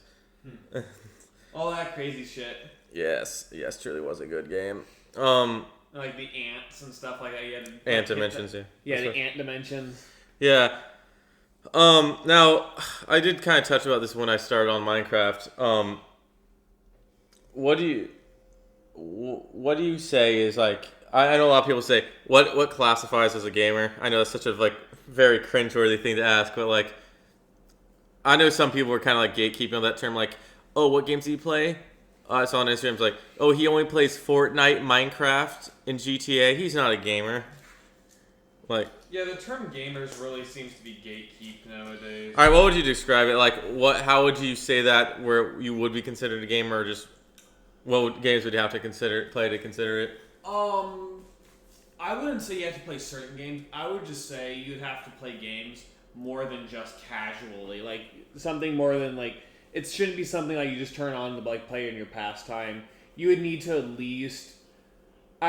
you at least need to, like, play multiple different genres and at least have some investment in what the story in the game is. Yeah. I'm not saying you have to play certain games, because you can be a gamer and just play Fortnite. And multiplayer, yeah. Oh, yeah, more multiplayer games. But I would say you would need to at least know a little bit behind the game and know what it is, and not just have it just be your casual off time thing. Mm-hmm. I agree. I think it should be, at the very least, like, you play on, like, I would say, like, let's say, like, during the weekend when you're off for work or something like that, or things of that nature. I would think to become a gamer, you have to, like, become really involved within that, like, that sphere of the game. Like, say, I would say sphere, I guess, more like the culture, I guess. So, like, say you're into, I don't know, like, Resident Evil, like, you're into that culture of, like, okay, what's the newest game coming out? Like, what, like, the kind of, like, the news of that game. Mm-hmm. Yeah, and everything about the genre, I guess. Yeah, I could say that. And I also think, like, you're right, it just can be, like, more than just, like, a game itself, even casual. I think just being invested, because I know, like, people would say, well, you only like Fortnite, or so you're not a casual player, like, or you only like GTA. I'm like, so if playing GTA 5 makes me not a gamer, does playing GTA 4 make me a gamer? Yeah, it seems to be that you need to... People are starting to associate gamers with you like the retro stuff, and you can't like anything modern. Yeah. Or else you're not a gamer. Oh, you're just a tourist. Yeah, basically, you can't like anything modern, and if you say like anything modern, then you're just a casual gamer. You're casual, and you don't even like video games. You're just only doing it on your off time. Yeah, which is just stupid. Granted, it's a hobby at the end of the day. If that's your main hobby, and you play more than just 3 games, like have multiple games, then yeah, you're a gamer, I think. Yeah, I feel like an entire wall of Gamers. Yeah, I feel like an entire wall of games. Yeah. Now, I would say you're definitely a gamer. Now, you can definitely go too far with being a gamer. I wouldn't say that should be your entire personality. Oh. But that's different. That's a different topic. We can talk about like fucking Tim Buckley and the Control-Alt-Delete if you want to talk about being too much of a gamer. The guy who created Lost. Oh gosh. I I love all the Lost memes and how people can just look at it and associate Lost with just lines. Yeah, the fucking Lost dude. Tim Buckley, Control-Alt-Delete. GameStop outlived Control-Alt-Delete, so that's an achievement for themselves. This is a guy who had a legit Church of Gaming in his webcomic. And a bunch of other fucking insane game shit. It was a fucking weird shit. It's the Control-Alt-Delete Lost meme. Dude, Control-Alt-Delete. Dude, I'll tell you about Control-Alt-Delete. So, like, it was made by a guy named Tim Buckley. You know, back in the heyday, we had, if you were big online, you had things called, video game comics. You know, if you ever looked up this video game comics, they were like a little comic strip, like, from a newspaper, but they were, like, about video games. This existed, this was big online in early 2000s, early 2010s. Tim Buckley went on this, grew really big with it was called Control-Delete. It was basically, in air quotes, for gamers. That kind of attitude. How does Lost fill in with gamers? I'll get to that. So basically, it was supposed to be just like jokes about video games. Granted, one of the big criticisms against Buckley was it just wasn't funny. And I get humor subjective, but his just weren't funny. There wasn't really a joke to it. It was like one was like World of Warcraft Frozen Throne, and this is a guy being frozen on a throne. There's not really a joke to it, but he got popular, really popular. He was a part of a convention and met with other comic creators about internet cartoonists that were just doing like comic strips. It really was interesting. And so Buckley, he made this long series. He even made an actual cartoon series, like an actual animated series for Control Alt Delete, and it had 2 seasons, and it's the most atrocious shit you've ever seen, and it's the most cringy things. Like Ethan joins the Mac Panthers, where it's a bunch of Mac users who want to be seen as true gamers for like Mac liberation and whatnot. Yes, they're all black. I'm not even joking. That was a part of it. Like fucking the main character Ethan, he had his own. He made a robot Xbox. His name is Zeke, and you'll play a part later. There was this fucking talk. There's this penguin and his other roommate. It was not really important, and he works at a game store, and he has a game tab, and he's obsessed with games. Like deciding if you prioritize watching a release of a trailer, or going on a date with his girlfriend, who is a gamer girl, and that's her entire personality.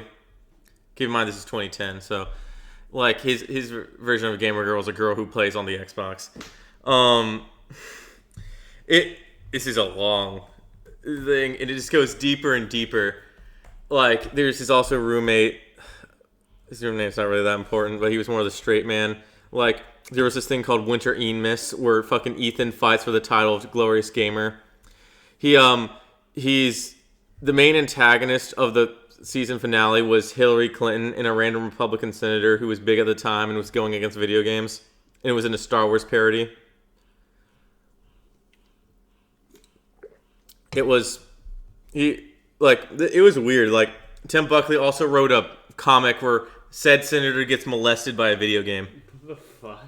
And it was just to explain why he hated video games. Like it was. And just a direct attacks against it. It was fucking weird. But slowly but surely, this is a massive oversummary. You can find a lot more videos on Control Alt Delete.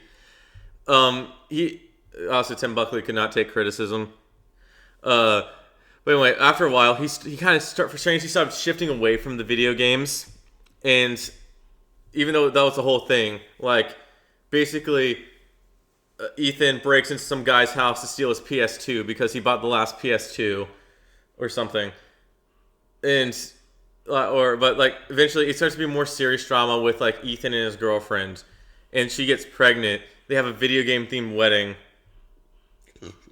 Also, Ethan can go to the future and see the future of gaming. But he couldn't go into the future and see that his kid was dead. I was getting to that, John. Damn it! Well, granted, everyone knows Lost, so it's not really that much of a joke. But yeah.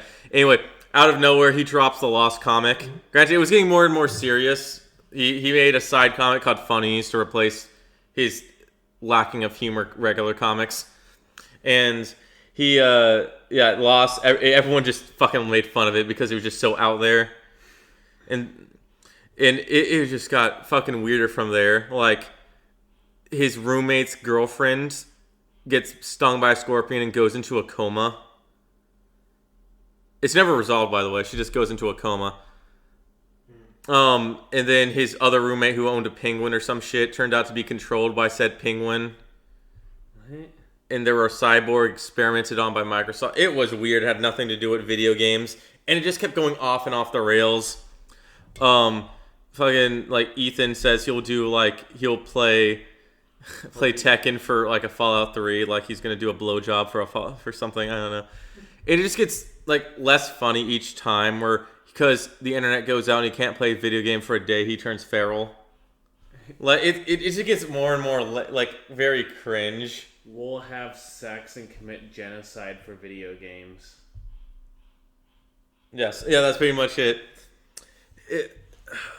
There's so much stuff to Control Alt Delete. You don't get it. It's like a rabbit hole. Like once you stare in, you can't get out. It is just like a never-ending pit of just insanity.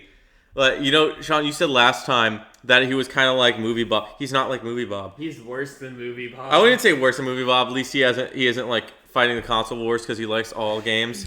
He doesn't think the console wars is his own Vietnam. I think he worships video games. Honestly, that's what it felt like.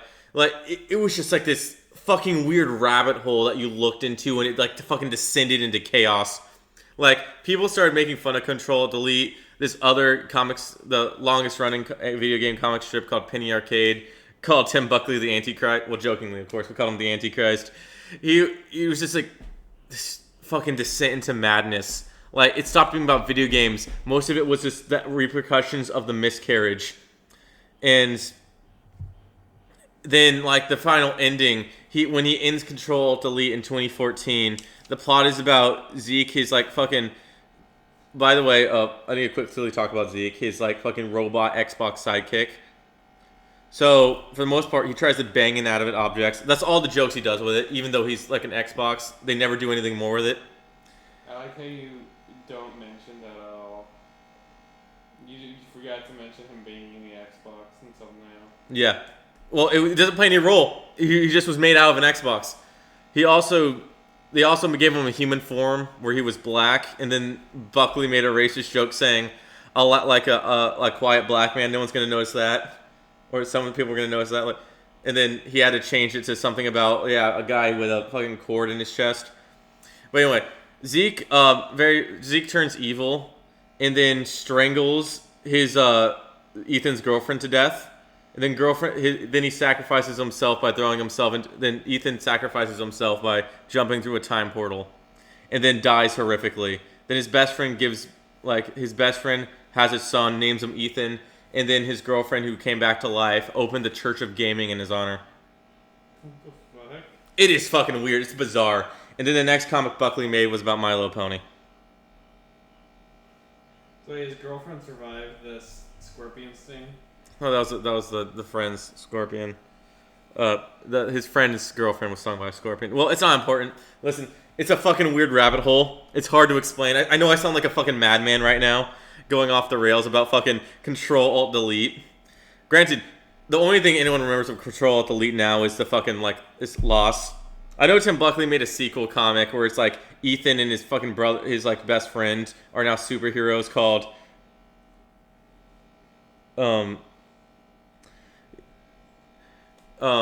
he made a sequel called like fucking it was so stupid. It was like Jump Pad and D String. Wait, no, fuck. It wasn't that. It was a Jump Pad and Analog Stick. Yeah, there's two superheroes who fight crime as video game consoles. I don't know. Yeah. But anyway, that's kind of the end where video game fans take it too far. It's crazy. Well, we're hitting about 2 hours and 21 minutes. What do y'all want to talk about? Or do you think we should end it off here today? Do you want anything else? I don't think I have anything. I don't even know the original thing I brought up besides going off on a tangent about Control-Delete. Alright, well... Wait. There's one more thing we have yet to discuss. Isn't that right, Josh? It is. All right. Now I think before we head out, do you want to quickly talk about, like, you remember when top 10 games were all a trend? How every person on YouTube made fucking top 10 lists about video games? Yeah. And we're talking about video games. Let's at least mention that. Do you remember, like, Game Ranks? And this one channel that's completely off the internet now, it was called All Time Gaming. And it just, like, fucking disappeared off the face of the internet. And it was, like, these 3 British dudes talking about games. But if you were on the internet, everyone did top 10 games. Yeah, that was a thing back then. Josh, quickly, what is your favorite Halo games in order? I'd probably say Halo Reach, Halo 3, and then Halo 1 and 2. What about 5 and 4? An ODST. Yeah. 5 I couldn't care for. ODST is probably a close-up between the original game and or Halo CE. And What about Infinite? Infinite I couldn't really care for. Yeah, and the Halo Wars were kind of meh too, in my opinion. So. Yeah, that's What about you? What about you guys' favorite games? my favorite games. For Halo, I put 2, 3, 1, ODS. Well, I put ODST like in between, probably along with fucking 3, because they kind of play off each other. I really see like ODST as like DLC when you really think about it. I don't know. Any? Did you mean like game series or just Halo? This Halo. Oh yeah. So for me, from was it worst to best or best to least? I mean least. I'll do best to worst. Oh, best from my favorite to least. All right. So number. Okay. So 3, 2, CE, Infinite, Reach, ODST. I know that's very blasphemous. And then 4 and 5. Yes, I am a heretic. You can brand me the arbiter. It was heresy. It was heresy. I know that's a heretic. That's not saying I think like ODST and Reach are like terrible games. I think they're amazing games. And the fact that I have to associate them with 4 and 5 is a crime, and that should be a crime. But like, that's the only way I can really structure that list. If it was like accurate, I would just remove 4 and 5 from the list and put them like in the trash bin.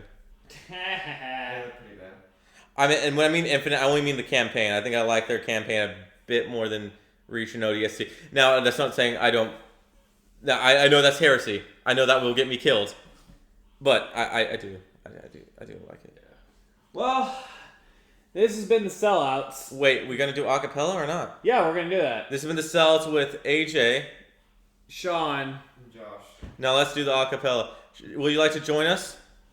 Sure. All right. Alright, 1, 2, 3, go. You're not doing it yet. You're not doing it, asshole. Come on. I am doing it. No, you're Ready? not. 3, 3, 2, 1. Goodbye.